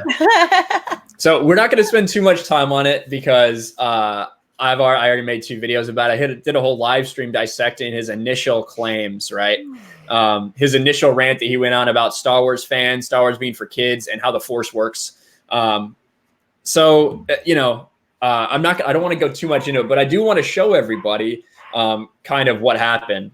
So here we go. Bounding into Comics. Thank you, Bounding into Comics. Freddie Prinze Jr. responds to Star Wars criticism, calls critics dildos. And yes, that did happen. It's a fun bird to be straight out of the 15-year-old's mouth. I swear, he is trapped in a 50-plus-year-old man's body, but he just can't quit that 15-year-old self. Real quick, Ryan's RK Outpost. My man Ryan Kinel destroyed Freddie. Well, thank you. I did see someone, I think Ryan S. claimed that Ryan's RK Outpost was a shill. That may be true. I'm not sure it is, but it is funny. But yeah, I love that Ryan's RK Outpost is shilling for RK Outpost. We don't have to do this because I'll just get demonetized again. But everyone's seen Freddie Prinze Jr.'s rant by now, I assume. It was a little ridiculous, and he rightly caught a lot of flack for it. He rightly caught a lot of flack for it. His comments would receive quite a bit of criticism from a number of YouTubers, including Star Wars Theory, Doomcock, MechaRandom42, RK Outpost, Geeks and Gamers, and Odin's Movie Blog.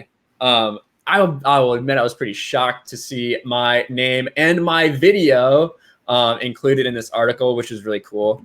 But this is what he says. Y'all make response videos just long enough to get monetized on YouTube, then want to debate credibility and respect like you're a real one, when all you're doing is trying to make some money off someone else's thing. To quote Ed Lover, come on, son.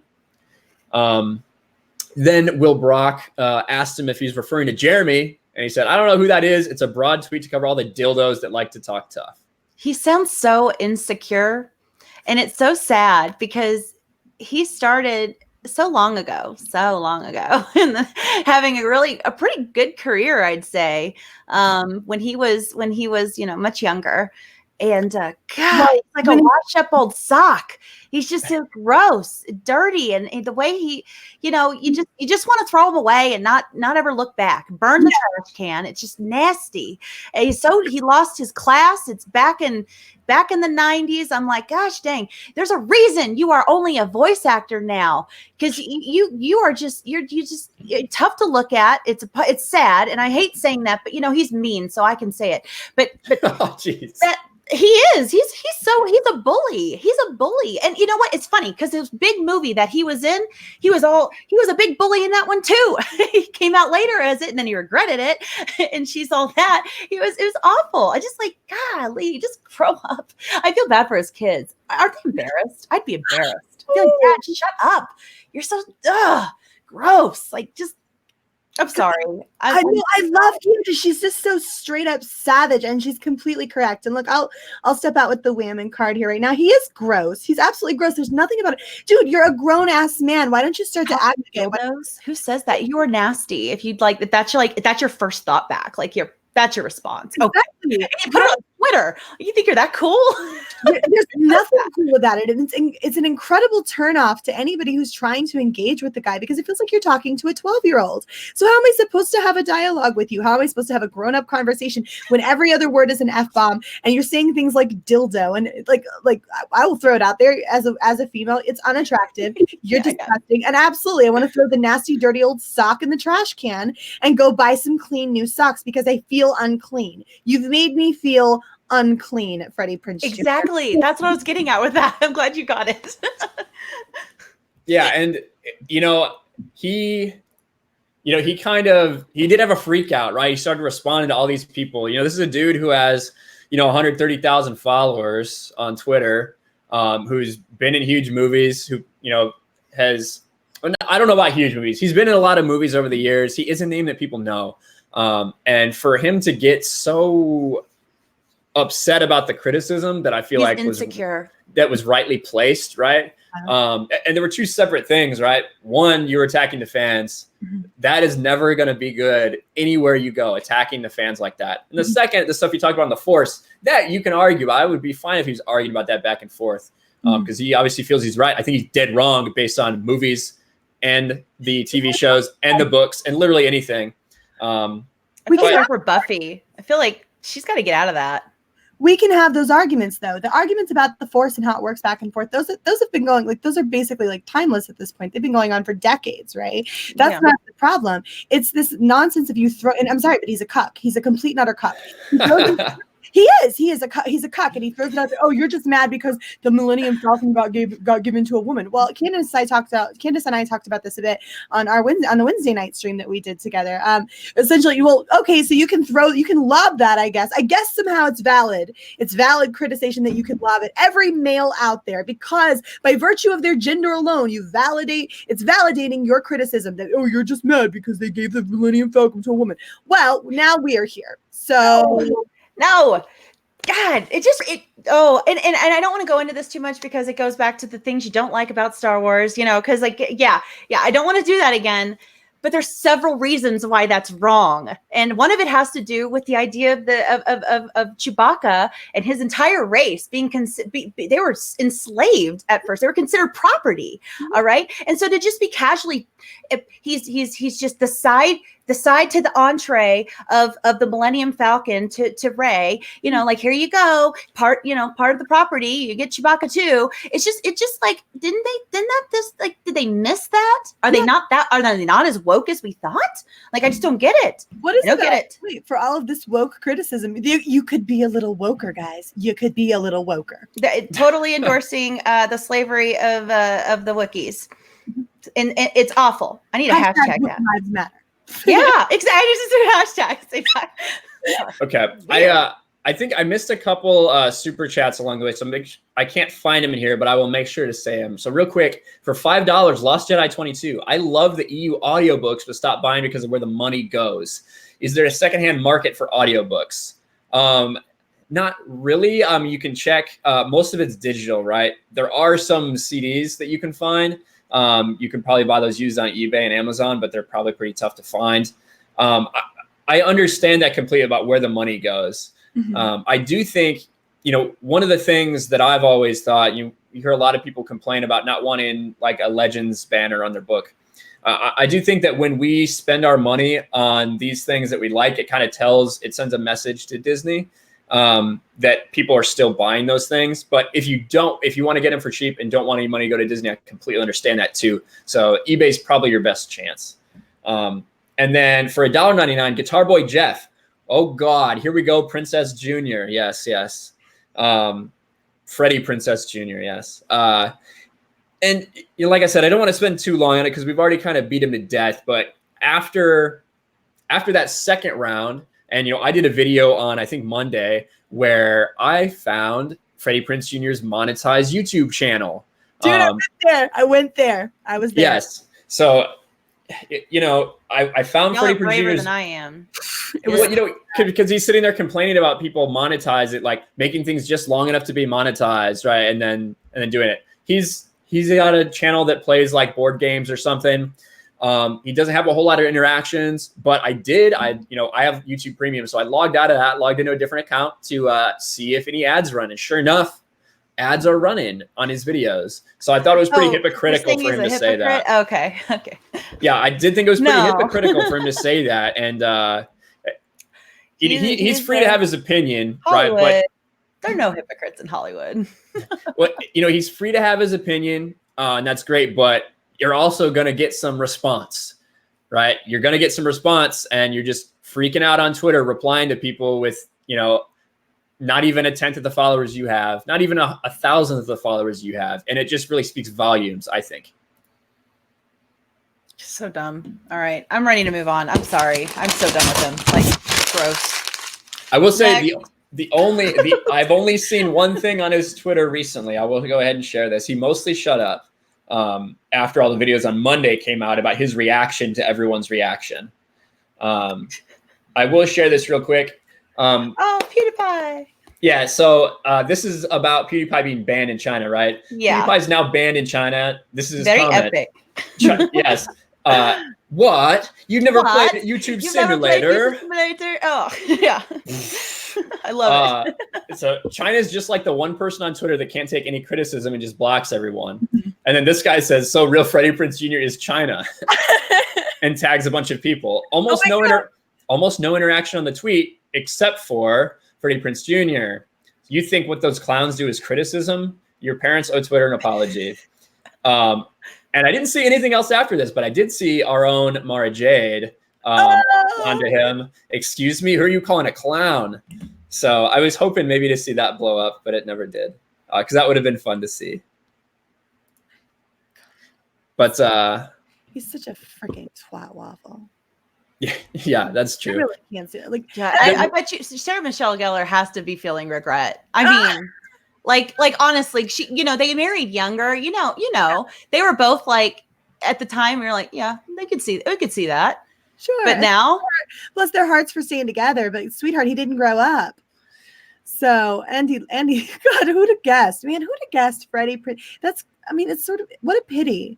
He used to be such a cutie, and now it's just like Jesus, goodness night. I'm so sorry, Sarah.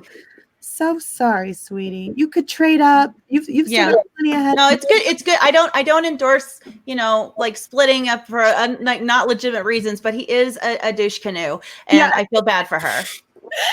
So wait, I got 99 problems. Wait, if you're having husband problems, I feel bad for your son. I got 99 problems with Freddie Prinze ain't one. Yeah, thank God for that. And listen, I know there's been one other thing that Freddie Prinze Jr. did. I wasn't really familiar with it. I wasn't really up to date with it, that he got kind of beat on for. But this is one pretty big stupid rant that I think he freaked out a little bit about. It seems like he's quieted down, and it's probably the smart thing to do. I don't expect him to apologize to anybody, but I think if maybe he could just stop talking, it'd probably be best for him.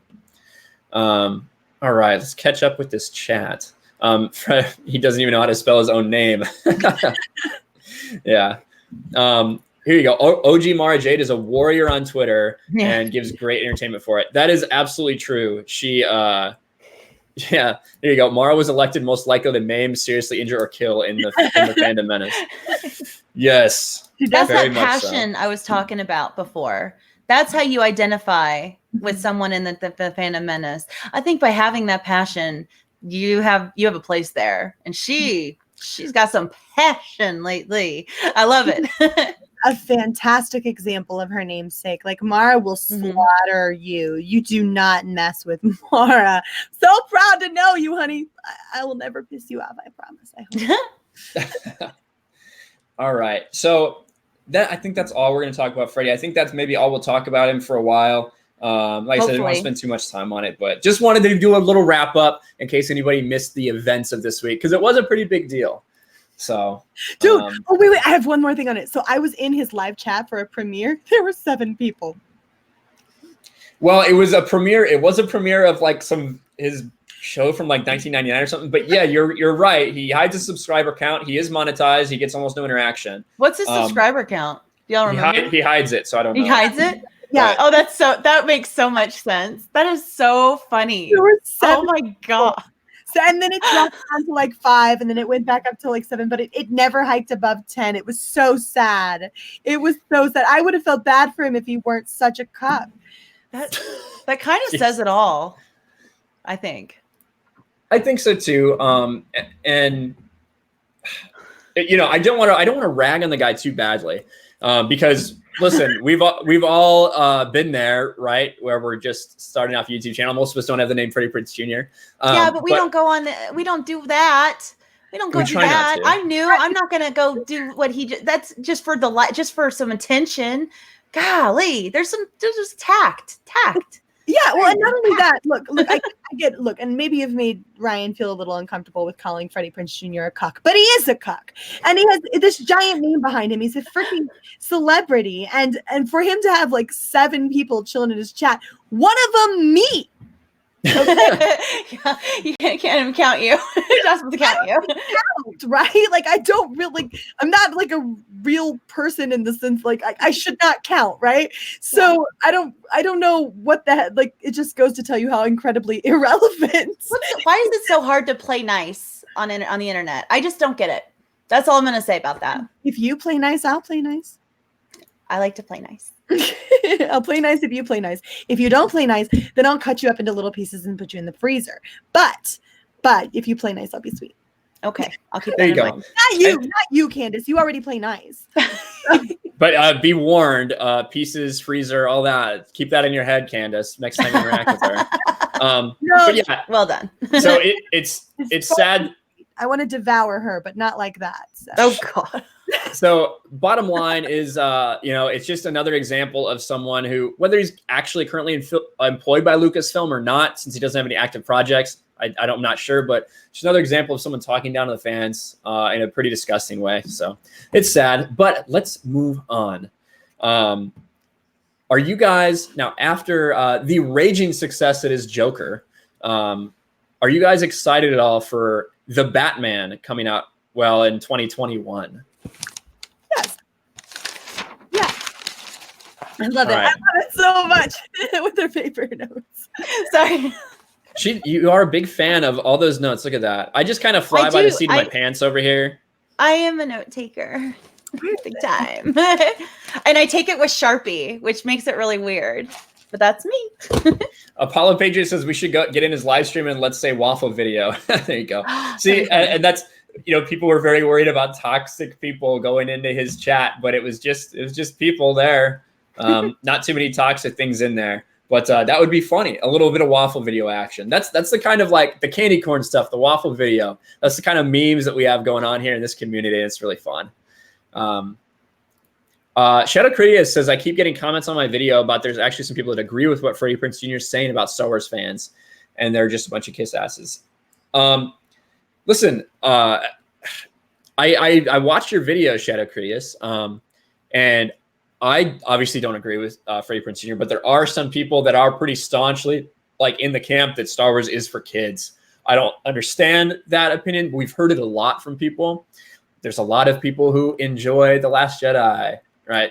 So they've increasingly rated the movies up, and they used to be PG. Now they're PG-13. They're pushing the boundaries with the content. The ending of the whole Mustafar scene and stuff like that. Like my kid, my 4-year-old loves watching the Star Wars movie, but he's not going to see that part. Mustafar with his face melting off. My 6-year-old started crying. Right. Yeah. So yeah, I get that. Yeah, there's kids, but PG-13 includes adults too. It does. So that's why I don't understand that part of it. Plus, if you want to be like one of those people that's like, oh, you're not really a real, fan unless you do the whole EU. There's a lot of that EU geared to adults. A lot of that. So they aren't really real fans, I guess you can say, for not knowing that. So I don't get it. Oh, yeah, there's some very dark stuff in Expanded Universe that you will get to, and I'm excited for that. $5 from Shellback again. Damn, Freddie, I thought I had issues. # cancel the douche canoe. There you go. Douche canoe. Okay, Mary did disappear. Maybe she's wearing something green. I am here. I'm just magical and mythical. She's Force Ghost Mary. Right Force Ghost Mary. I Force Ghosted at the moment. So now you can just stare at his background and what it looks like when he's not sitting in front of it with his giant chair. That's true. So here we go. We're going to look at who's in the cast of The Batman so far. We got a couple things over the past week that a couple new casting things to announce. I kind of wanted to look at it and talk about it. Obviously, this man right here, I hope he doesn't look like this in the movie. I don't think he will. This is Robert Pattinson, who, if you don't know, is going to be Batman in The Batman. So we've Cedric. Oh, yeah, it's fine. Just kidding. It is Cedric. God, there's so many ads on this freaking screen. Holy cow. Look at all this stuff going on. There's a dog right there. He's making them all that money. Now we know what Ryan is up to. He's up to Rocket Mortgage. I wish. And shopping at Best Buy, I guess. Likes looking at male legs and bellies. Oh my gosh. Look at this poor person. All right. So one of the things that came out just a couple of days ago, Paul Dano, who I did not know who this was before this. I had to kind of look him up. He's going to be the Riddler. There was talks about Jonah Hill. He really wanted to be the Riddler, but there was a bunch of rumors that they wanted him to be the Penguin and not the Riddler. He really wanted to be the Riddler. They couldn't really come to a deal. Some people said he just passed on it altogether, but I don't know. Like, if you guys saw Jonah Hill as the Riddler, that's kind of like, he's too much of a well-known character to me to be the Riddler. What do you guys think? Yeah. I don't even think that's the problem. It's not that he's too well known. It's that he's not the type. I don't look at Jonah Hill and see the Riddler, right? Like, yeah. Even look, what is his name? Paul Dano. Paul Dano.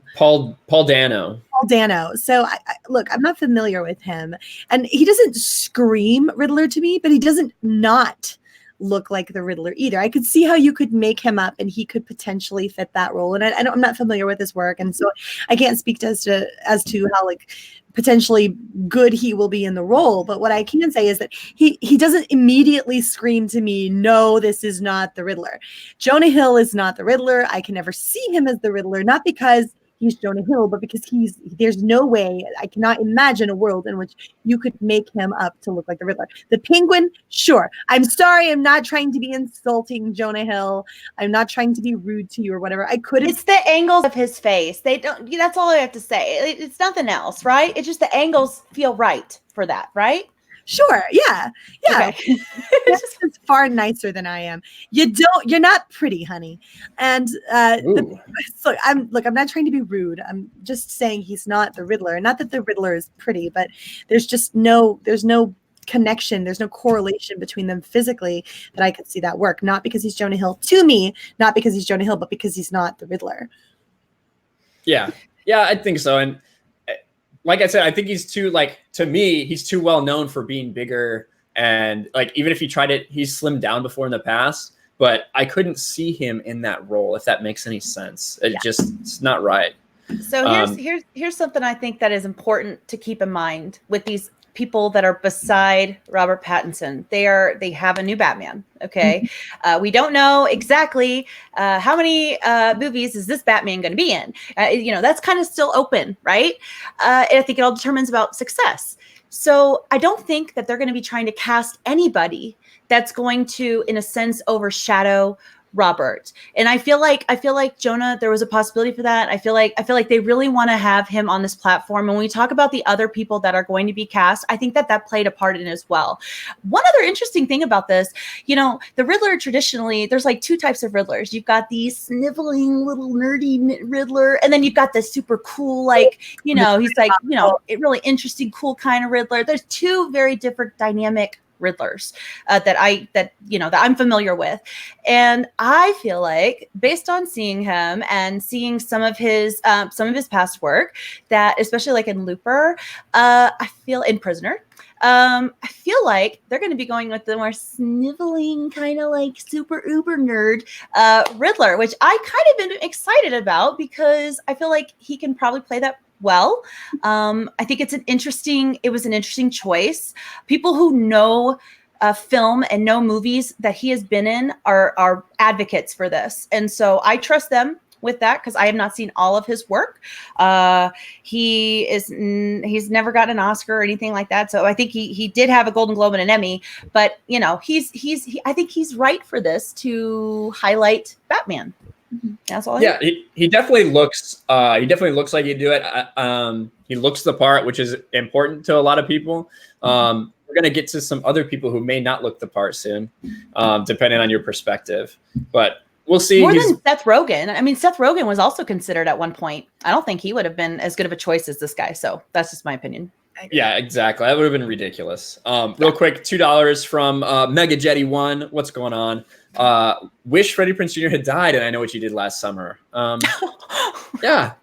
At least you added the part in the movie title there. That's good. I'm glad you added that part. Yeah. But thank you for the super chat. Mary Mayhem does not endorse the notion that anyone should die ever.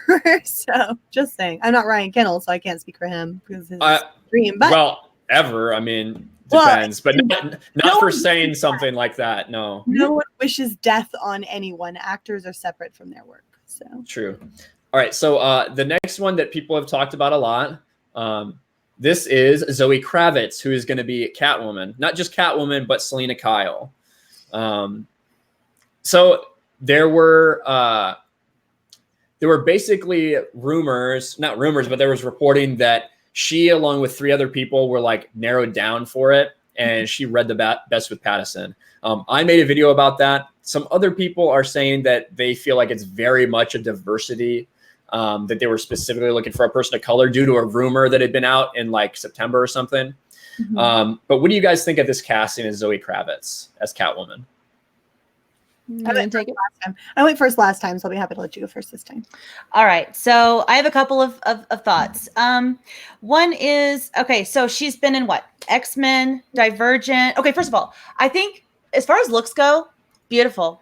Eartha Kitt, Halle Berry. I loved their portrayals of Batwoman. I mean, Halle Berry was... she's perfect. and Eartha Kitt, Santa Baby, maybe Zoe can sing like her. I don't know. Anyway, so she's been in a few movies. Okay, so she's been in X-Men, Divergent, Fantastic Beasts. Any of those movies? Do you remember her? Does she have anything memorable? Did you ever once say, wow, she really just had a good spotlight there with that role? No, and that's what I feel like. Kind of nervous about that with this. I mean, I feel like this is her first major role. I feel like what I said before, that some of the other people that they were looking at might have had a sort of an overshadowing effect with Robert, and I feel like that's sort of the thing here.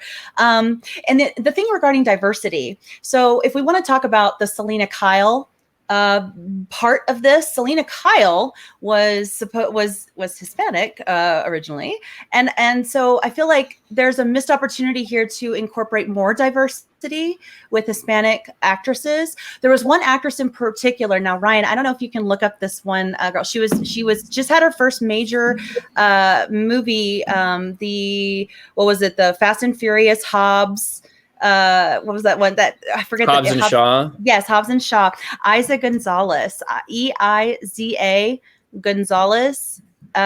Yeah. So if you haven't seen that movie, or if you haven't seen her, and you're wanting to know what the close alternative was to Zoe, this is her, and she was involved in the casting. Like, I'm pretty sure she was one of the people they were looking at, right? Yes, she was. Yeah, there was I believe two Hispanic women, and then Zoe, and possibly some others, but it was narrowed down, I think, to 3, and she was one of them. Now, I am sorry, but I think if you wanted to represent true diversity here, and we weren't just going to do let's turn somebody who's stereotypically this way to African-American role, I feel like that's been the consistency here. I feel like the consistency should be perhaps including more diversity in those roles, and include, an Hispanic actress who hasn't had a whole lot of breaks either. And she would be one. She is beautiful. And her action sequences in Fast and Furious were pretty good. So that was my take on that. So I'm in the middle with her, Zoe Kravitz, after kind of researching a little bit about it. Yeah, gotcha. What do you think, Mary? I do agree that this actress is gorgeous. Oh, I don't know if anyone can deny that. You should watch the movie for her. I'm just saying. It's fantastic. Real quick, sorry, Mary. Real quick from Mega Jetty one again, $2. Egotistic Arkham Riddler or Stalker Carrie Riddler? I think that he looks more like egotistic Arkham Riddler, if that's what they're trying to go for. But go ahead, Mary. What do you think about Zoe Kravitz as Catwoman? Well, look, I think there's no denying that actress is absolutely lovely and beautiful. And I think at the end of the day, look, I've always had the same stance on it. And it's that I do not care what the color of a person's skin is when they take on a role. I take the same stance with The Little Mermaid, and I will take the same stance here.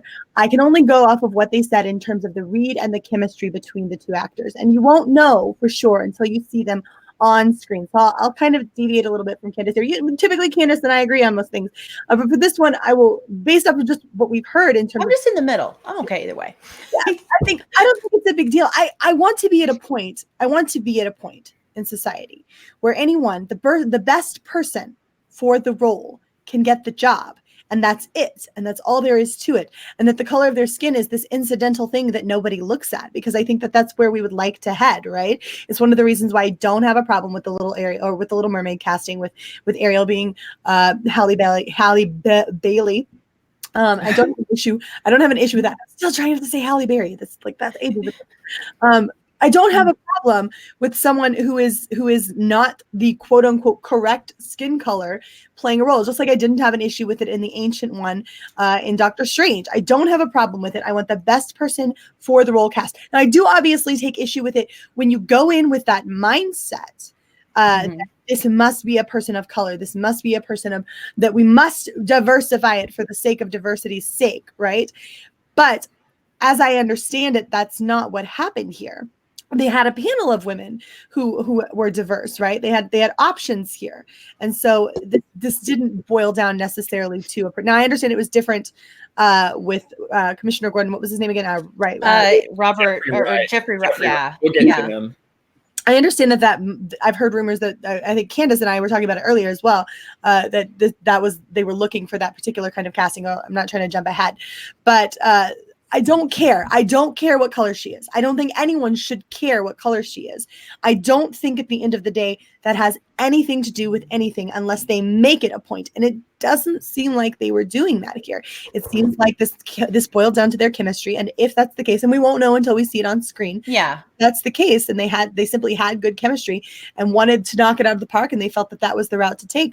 I'm okay with it. Not because I don't understand the argument that, okay, so everything has gone woke and if they're going to do it, but I don't think doing the same thing as the opposition, two wrongs don't make a right, right? I don't believe that just tooting your horn, well, they've changed. They said it, they changed a person, they whitewashed it. So let's get upset when they color wash it or whatever. I don't think doing that is beneficial ultimately in the long run, because I don't want to see this pendulum swing too far. I want to see us land somewhere in the middle, somewhere where we can all agree to disagree, or we can all agree to just be okay and let things settle and stop. The role just needs to contribute to the value of the movie. That's it. Just contribute. Don't take away from it. Contribute to the value. That's it. That's all you want. Absolutely. Could not. I think you summed it up there perfectly, actually. It's just at the end of the day, this needs to boil down to who did this best, and the color of a person's skin. As Dr. Martin Luther King Jr. said, I want to live in a world where, you could judge a person by the content of their character, or in this case, by the content that they produce for you and not the color of their skin. Perfect. Yeah. There you go. Now, speaking of someone who the rumors were out there that they specifically wanted a person of color to play the role, Jeffrey Wright. So Jeffrey Wright is going to be Commissioner Gordon. Bernard. Yeah. So, and listen, I think Jeffrey Wright's fine. Was he in Hunger Games? He was in Hunger Games. Yeah. I knew it. I knew I'd seen him somewhere before. I think he was a good actor. Yeah. And I think he's fine. I don't have any issues with him. I don't really see him as Commissioner Gordon, but I also this is very clearly to me one where they said we want a person of color for this role, and that didn't make any sense to me. I don't know why like you guys have kind of echoed. I'm not sure why you have to go out to look for this. Why are we going out specifically to cast somebody, cutting out all these other people? Why does it have to be a check mark on the who can come in to audition? Exactly. Yeah, it seems it's kind of upsetting, but that's their choice. And to me, there's different iterations of movies, right? I do like take Ben Affleck's Batman, right? I like Ben Affleck's Batman because he looks like he looks like Batman from some comic stories, right? Like Alpha Chin. Exactly. Like I really enjoyed the way he looked. Christian Bale, I didn't actually really enjoy the way that he looked too much, although I enjoyed those movies a lot. So I think it's really impossible to separate some of these characters, because you look at them, you're like, when you look at Henry Cavill, you're like, is that the Superman I envision? When you just look at him, and that is some things you get from comic books to me, just because it's such a visual medium. So when you go out intentionally looking to differ from the medium, it doesn't make any sense. And it makes me worried about what's coming down the road. Well, it's another form of gatekeeping, right? At this point, you're no longer searching for the best person for the job. You have essentially boiled everyone who applies for this down to their check mark. You have boiled them down to this most basic role that they can fulfill. You have said, you are worth no more to us than your skin color. And that's racist. Yeah. Here's what Storyman says. When you race change a character, and since this conversation you've also suggested, you debase and minimize what an artist put their soul into creating. By disrespecting this creator's vision, you minimize their contributions to society. How is this justice? I've never really thought of it that way. That's pretty deep.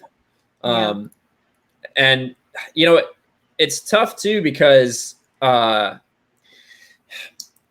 when we look at comic book characters. How many people have played Batman before? You know, how many iterations you've seen, whether it's on just a voice actor or on screen.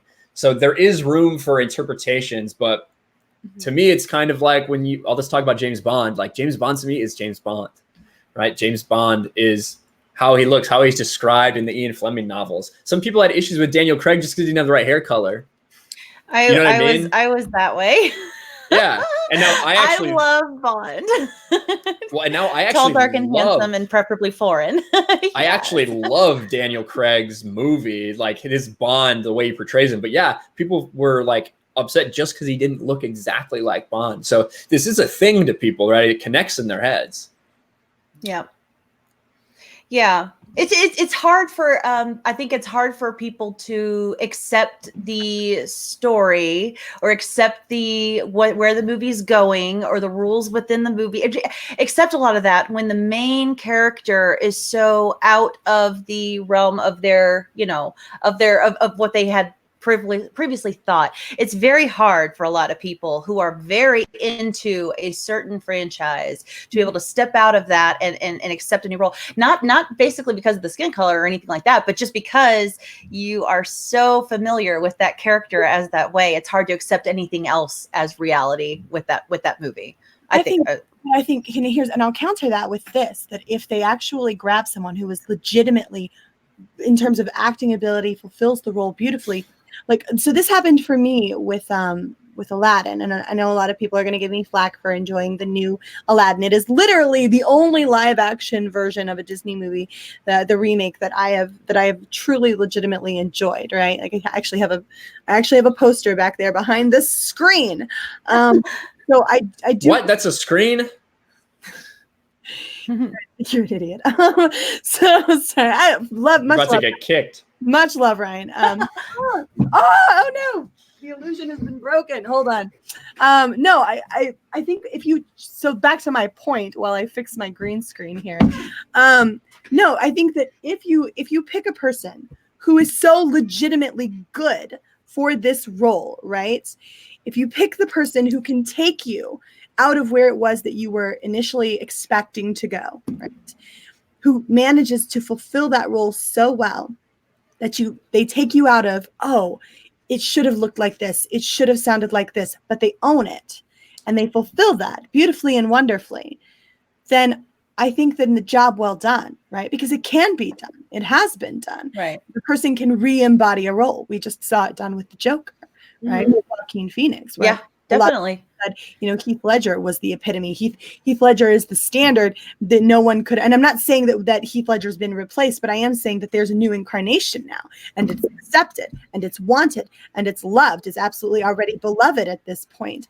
And so I think it's absolutely reasonable to recast a role with someone who doesn't look the way that you expect, doesn't sound the way you expect, and embodies the character in a new and different way, and does such a good job that they bring it to you and you suddenly forget that this isn't what you expected. They have to have a hella good acting chops, and writing team behind them, and that's the key for sure.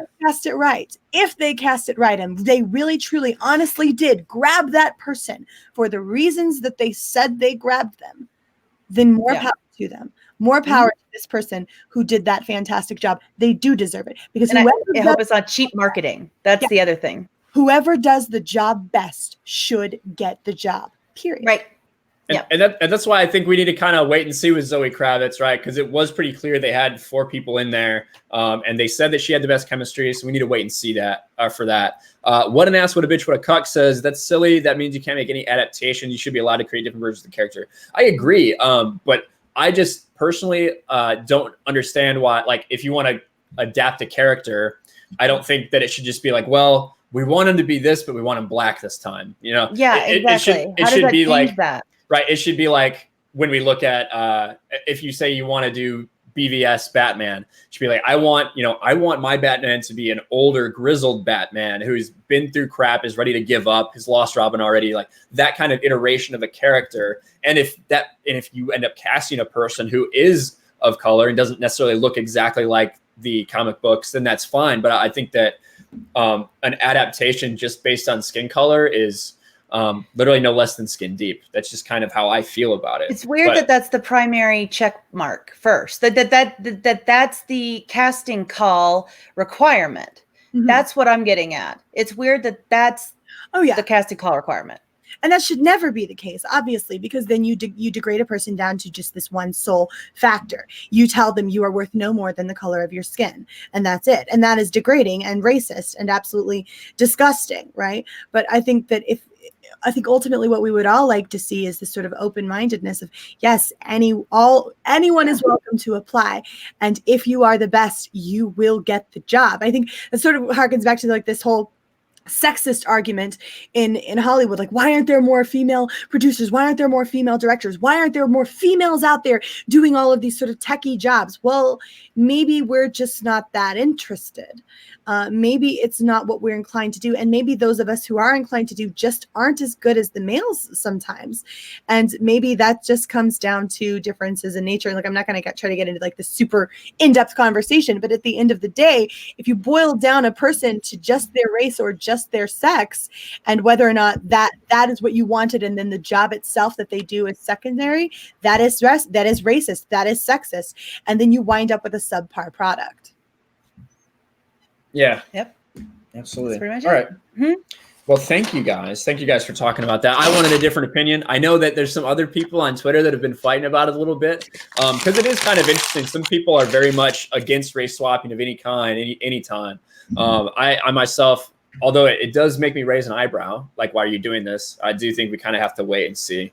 But we, on this channel, I don't know if you guys know, I talk Star Wars, I talk DC, but I also, I've seen someone here. I've seen someone in the chat, Mr. Abu Nas. I can't find a comment from him right now, but he is another fellow horseman of Zack Snyder. We bring the love and the joy of Zack Snyder to everyone and try to enlighten everyone on the Snyder Cut. So I often like to talk about a little Snyder Cut thing here or there. Real quick, I have Teresa in chat. Teresa, my newest patron. Hey, Teresa, it's good to see you here. Thank you so much for your support. You are amazing and incredible, so thank you. Let me see here. Okay. Mary, I know you were a little short on time tonight. I know you have some other things you need to do. Do you need to hop off?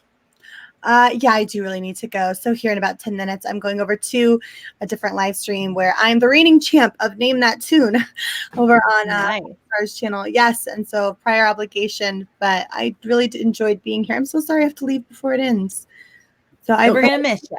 I've had a wonderful time with you guys. This has been honestly I would say this is one of my favorite streams I've ever done. This has been a blast. Really? Well, that's good. Mary is the queen of streams. So, I mean, the fact that this is one of her favorites of all time, I really appreciate it being here on my channel. That's more to do with it's pretty awesome. Honestly, but hey, thanks for hosting it. Yeah. Well, I do what I can. I give the people what they want, right? So I get two wonderful ladies from the Fandom Menace on my channel, and everyone just forgets about me, and everyone just comes here to watch. So, Master Ryan, good Lord, that'll go right to his head. No, thanks so much for having me on, man. I really appreciate it.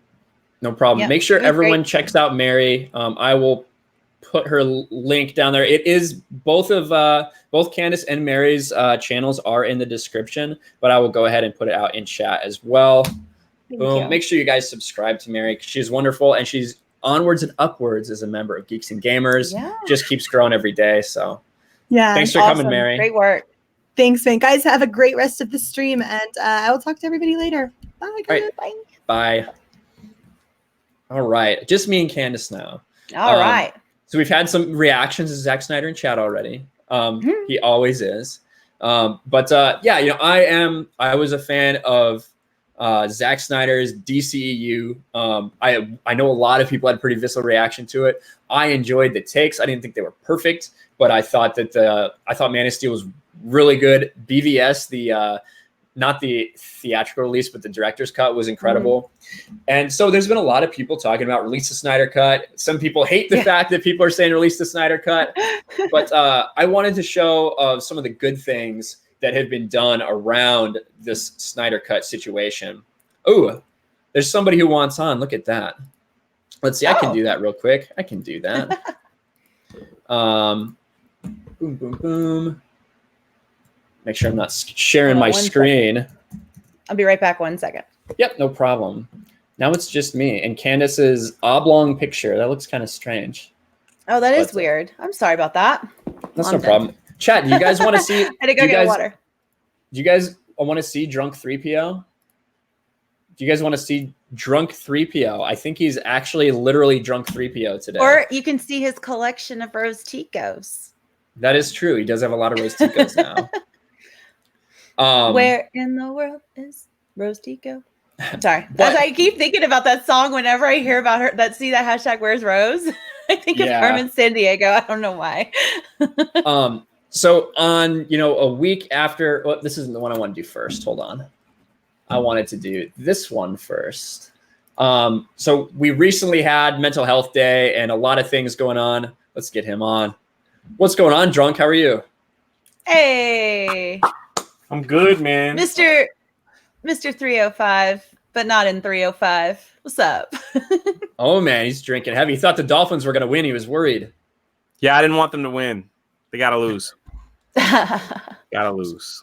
So we're talking about something that I think you're pretty, that you are someone who raises money for charities and for good causes and things like that, Drunk. So I think you'll get a kick out of this story here.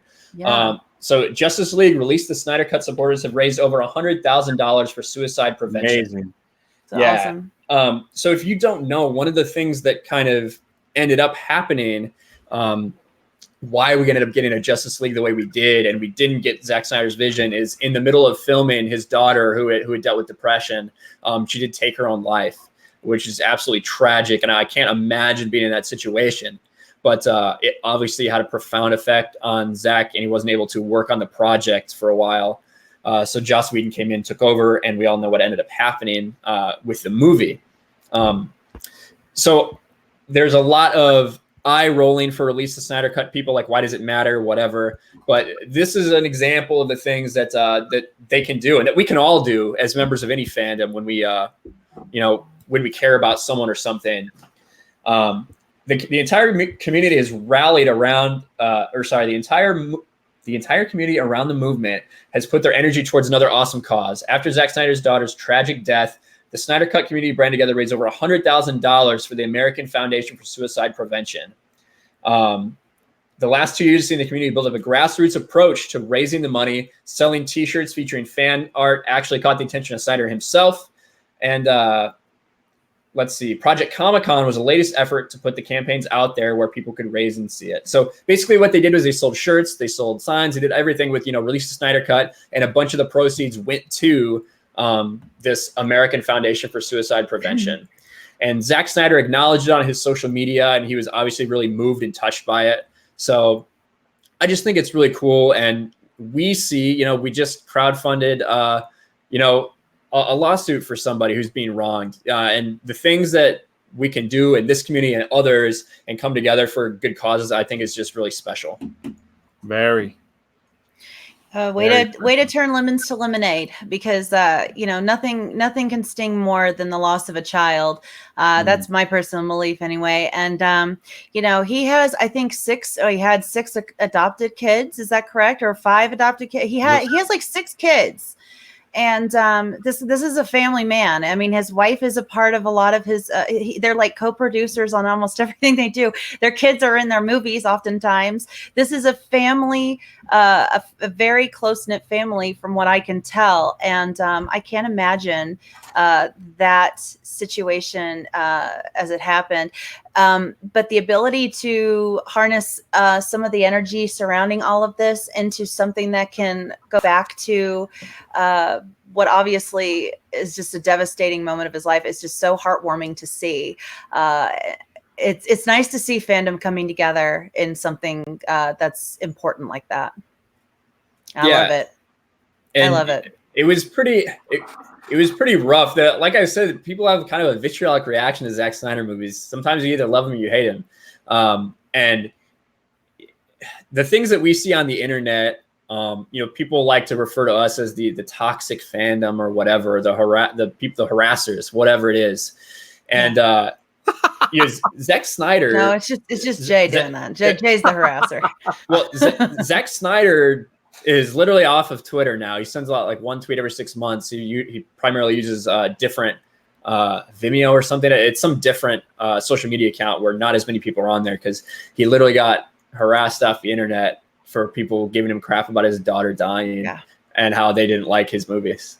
People are so stupid. Yeah. So, and it's one thing to criticize a movie. That's fair game, right? That's what they're putting out there is their art. Yeah. So you can criticize it when you're bringing in his daughter's stuff. So I'm sure this whole effort, kind of like what they did with the Nasruddin, a lot of people going up against him and going beyond the Star Trek issue and talking about his dad and you know, his lifestyle and stuff. It's sick.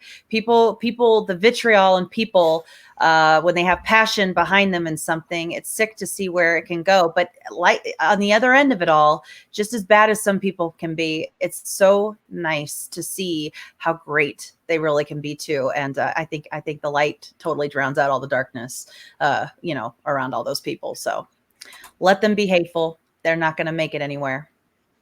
Yeah, for sure. Real quick, got a couple super chats. Mega Jetty 1 again. Thank you so much, man. Want more women? Find some who are actually good. Yeah, I agree. I assume he's talking about diversity hires and stuff like that.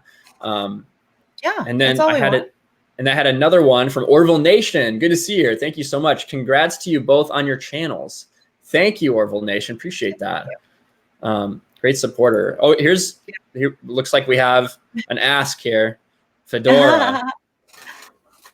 Oh, he's so Look at generous. that shirt, though. Look at that shirt. Look at that sweatshirt he's got. Geeks and Gamers. Gotta put on the fedora, though. Gotta it's so funny. Or at least put a C3PO on that fedora. That'd be hilarious. You got to do that. Yeah, I have that shirt over here, but anyway, that video I made where I look at my shirt, I look so terrible. I did that on purpose. Oh well. You and Jesse are having so much fun, man. It's hilarious. We have too much fun. That's the crazy thing. Too much. And now I'm scared. All right, Ryan, I need you to do me a favor.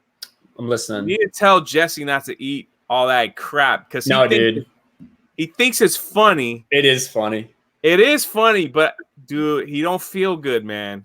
I want to do like just an eating stream with Jesse, to be honest. I want to do that. Yeah, I just want to eat like a bunch of crap with him and see who can put down more. Oh, I could throw down. I can out-eat him easily, but I'm just saying, like he's doing that as a joke, but then like he doesn't feel like it's not good for him, man. Well, it's not good for anybody, but yeah, maybe maybe like slow it down. Like for dinner, all he ate was little Debbie cakes, and I know everyone laughs and they think it's funny. But at the end of the day, I gotta hang out with him, and he's just like, I can't. I don't feel good. I'm like, dude, like you're gonna end up going to the like hospital or something. It makes me worried. Like once in a while, I get it. We can all do that, but he's doing that like every day. I hope he's listening. Meg J, just saw this. Probably next time we're about like 5 minutes or so from wrapping up. We got like one more story to cover, then we're wrapping up. But yeah, absolutely. Let's get you on here sometime though.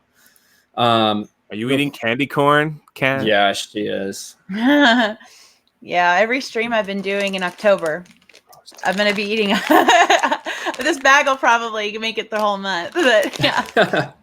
I was throwing it up in the air and catching it in my mouth last time.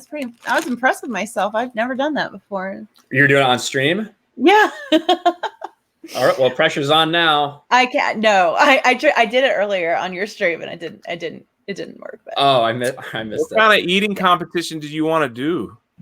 Like Taco Bell or something, or just whatever, literally whatever. But probably involving Taco Bell because I eat so much of it anyway. Bell, man.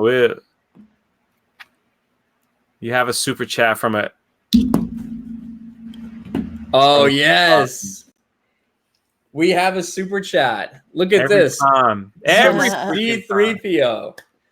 Please remove my drunk counterpart from the stream.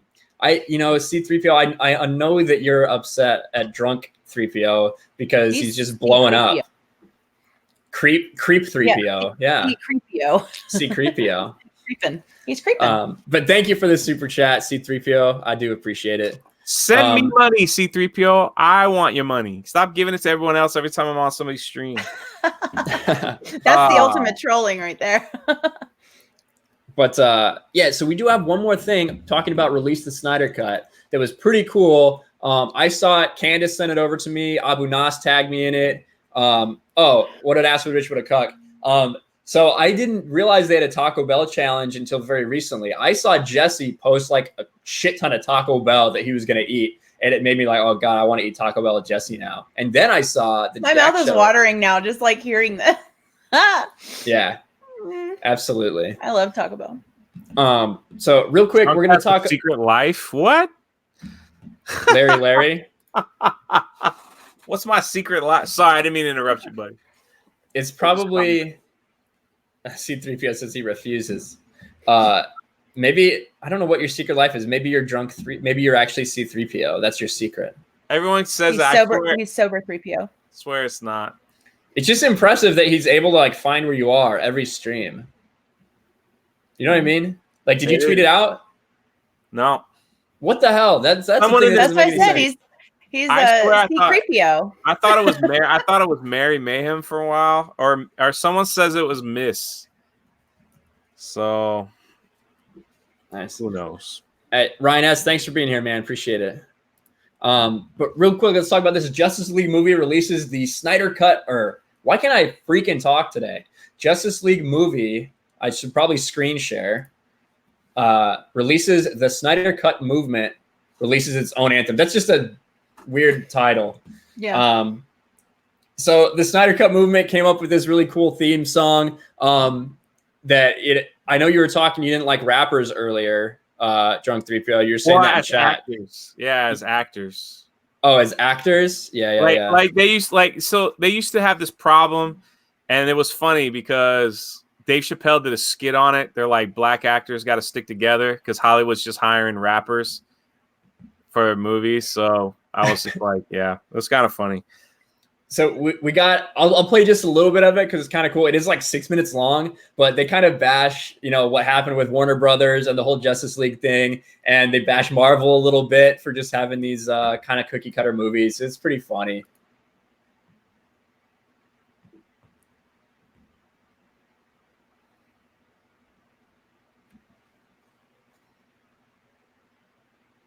I can't hear it. Yeah. You can't hear it? Oh, hold on. No, you're missing sound. God, this is the one thing I hate. Yeah, you got to do the audio input. Yeah. You have to close it just to redo it. Ugh. Hollywood makes two kinds of movies. They make movies by committee, and they make filmmaker movies. I'm really not interested in movies by committee. They suck. Best movies, my favorite movies are, where you can feel the personality of the director, and it's all about that. That's the only way you can do it. You can't put it before the committee or you're screwed. They'll be like, you'll end up with like a corporate logo. Ladies and gentlemen, boys and girls, please put your hands together for the director, Zack Snyder! Imagine you're an artist who pours his heart into his craft and hopes that the result will be his magnum opus. But there's an entity bent on greed that has control, and without regard to your genius, it goes back and omits almost half of your shit. Like they don't know about how much passion goes.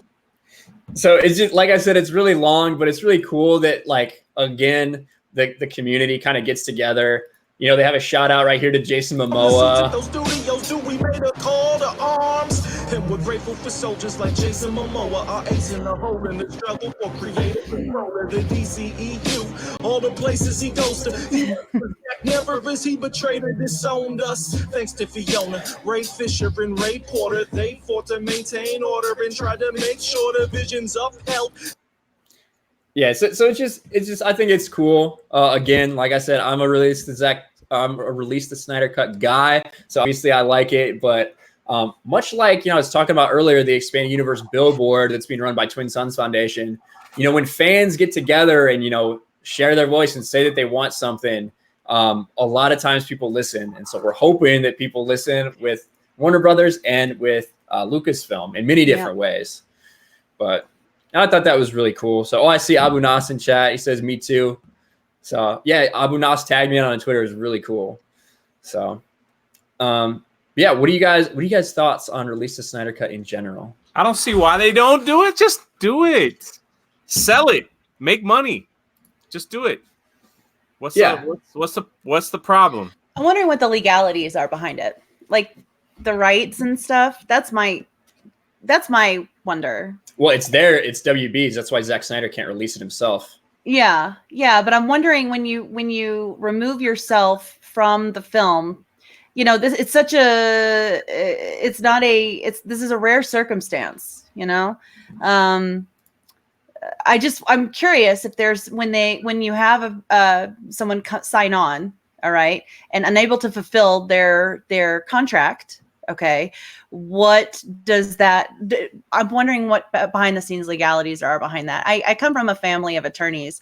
I approach things always curious about that, and so watch what you say, Ryan. Yeah. I'm just saying. I always every text, every tweet. I'm around it a lot. And so my mind just goes there. I feel like if it was that convenient, if it was that easy, when he saw all of this, perhaps that would have been an opportunity for a charity kind of thing to release. You know what I mean? Like, I feel like there could have been. I think that really what's going on is, Warner Brothers really screwed the pooch a lot in that time frame there. They had a lot of involvement in cutting down Batman vs Superman, which is why we got the theatrical release. They screwed Suicide Squad, they made it terrible. And then they screwed Justice League, right? That Joker is going to make hundreds of millions of dollars more than a Justice League movie. Yeah. Right. So I don't think they want to put it out there because they don't want to show how bad they mess everything up. That's personally my belief. Well, how much do they have though? Do they have enough to release anything? They have a 3.5 hour cut. It's not all the CGI complete finishes are not quite done, but it's definitely, they could release it and people can watch it. They did that for Superman 2. They released Dahmer. Was it Dahmer, right? The Donner cut. Yeah, I didn't know that. Yeah, absolutely. They did. Was there any issues with the director or anything? Christopher Reeve's Superman 2 went in a totally different. So basically, the guy filmed both movies at the same time with Christopher Reeves, first one and second one, and then he got into a big fight with a studio, and they brought in another director to finish Superman 2. It was a totally different movie. Yeah, real quick, another $5 super chat from C3PO. I used to give you super chats, but then you made up the story of how you only get super chats on other people's live streams. You did this to yourself. Oh. There you go. Oh. But I don't ever remember getting a super chat from C3PO, but maybe I did. Maybe you were drunk. Maybe. It's candy corn.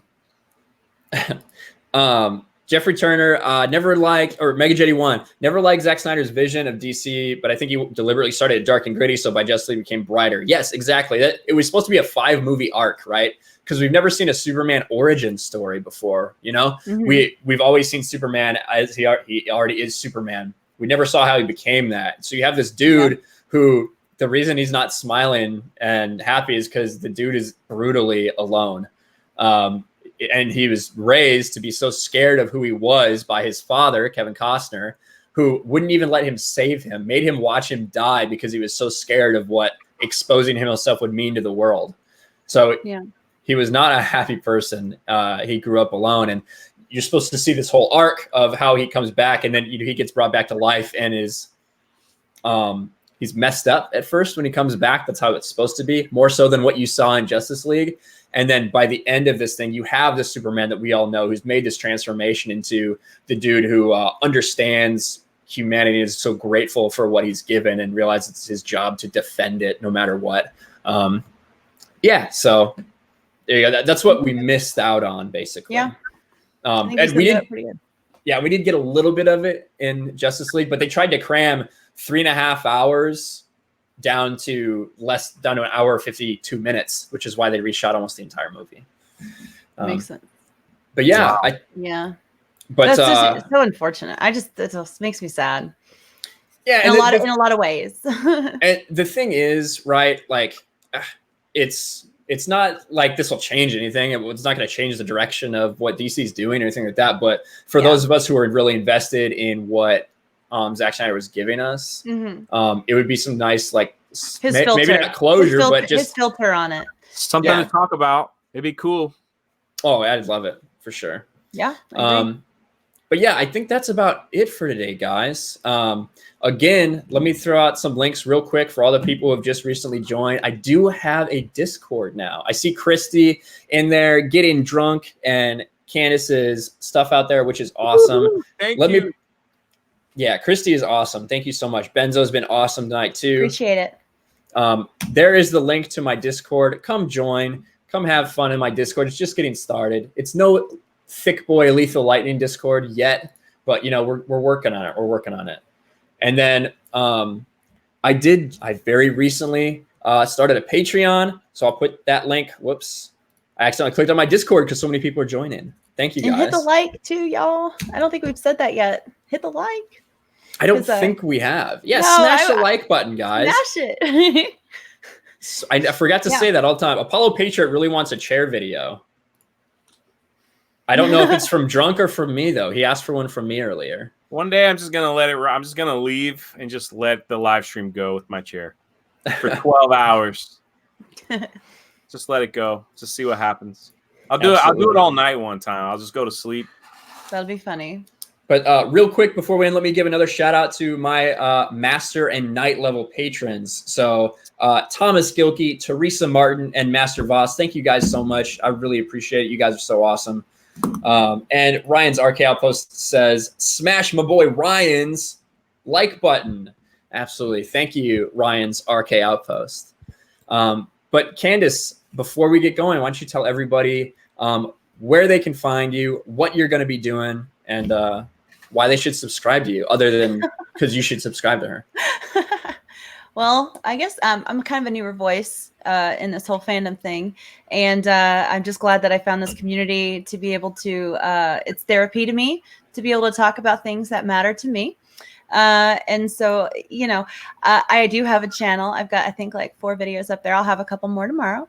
And like it's not, you see how professional she is? I can just do a couple like it's no big deal. Here we are. I'm struggling, man, to get a video out and like do it so pretty. And she's just like, look at all the glitter. Look at the background. I know, right? Look how beautiful I am. You're making me blush. And then, all right. It took me like a year to get like. This is my outro. Get out of here. No, it's like, oh wow, how many subscribers do you have? 6? I think I just hit 300. I think I just hit 300 in this stream. Oh my gosh, I got 300 subscribers in 2 days. I can't believe it. While we're all like, okay. So anyway, I'm like.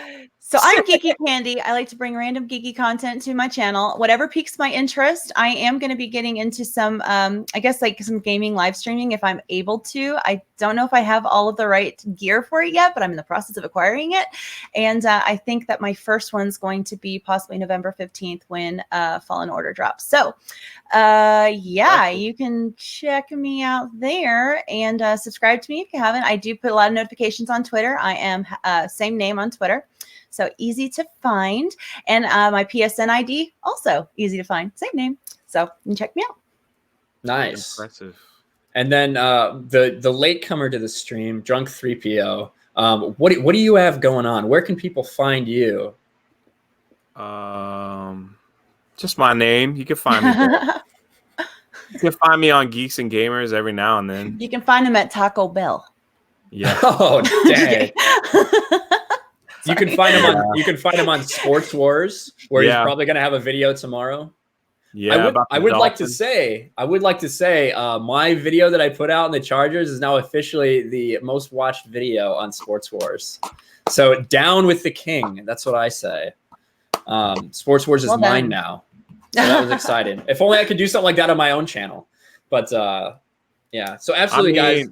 Yeah, Well, when basketball season rolls around, hopefully we can get a couple good basketball things. So I usually talk Galaxy's Edge and Star Wars and stuff. If you want to, no big deal. I'd rather you subscribe to these 2 people, get their stuff going and revved up, man. It's good stuff.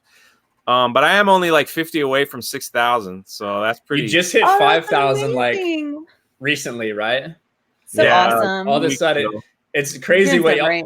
because Drunk 3PO is always on with Robot Head, and he's getting shout outs from Doomcock. And he drops a video like every day. So Yeah, if you want that can't do that. content, like when you wake up, there's a video there. So sub for sure.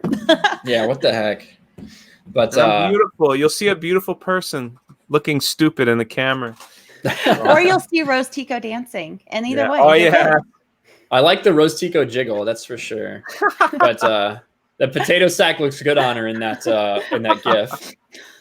But Should I like make that video like an hour long and just put that out there to see if it gets me views and like live stream it.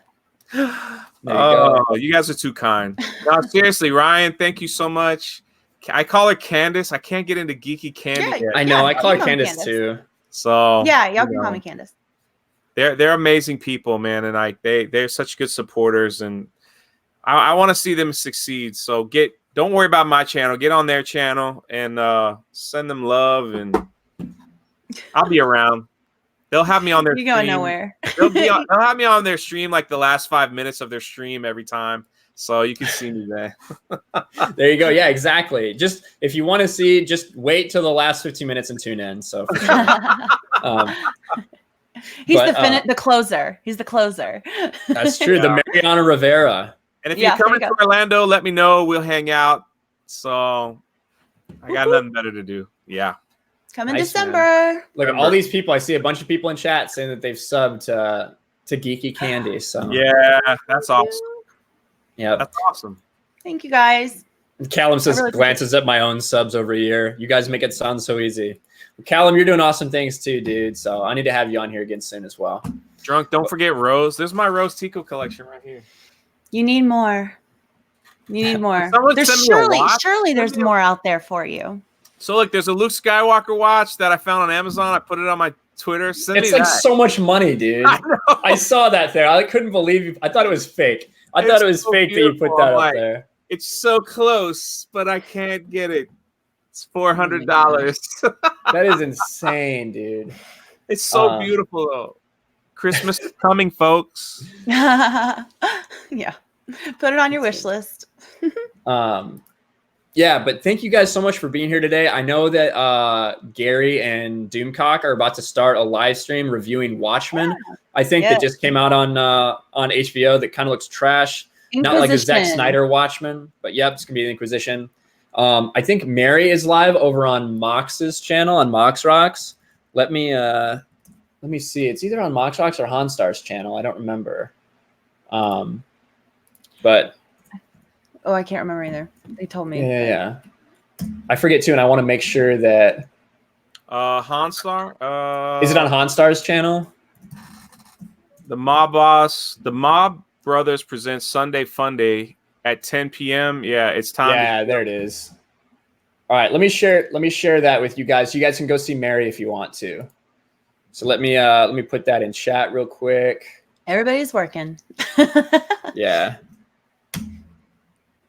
All right. So there, I put that in chat. That's where Mary's at right now. She's on with Tom from Midnight's Edge, Mandy, Chris Knight, Hanstar. So they're having a good time over there if you guys want to go check them out. But thank you guys so much for being here for so long. I can't believe it. We've had a great audience the whole time.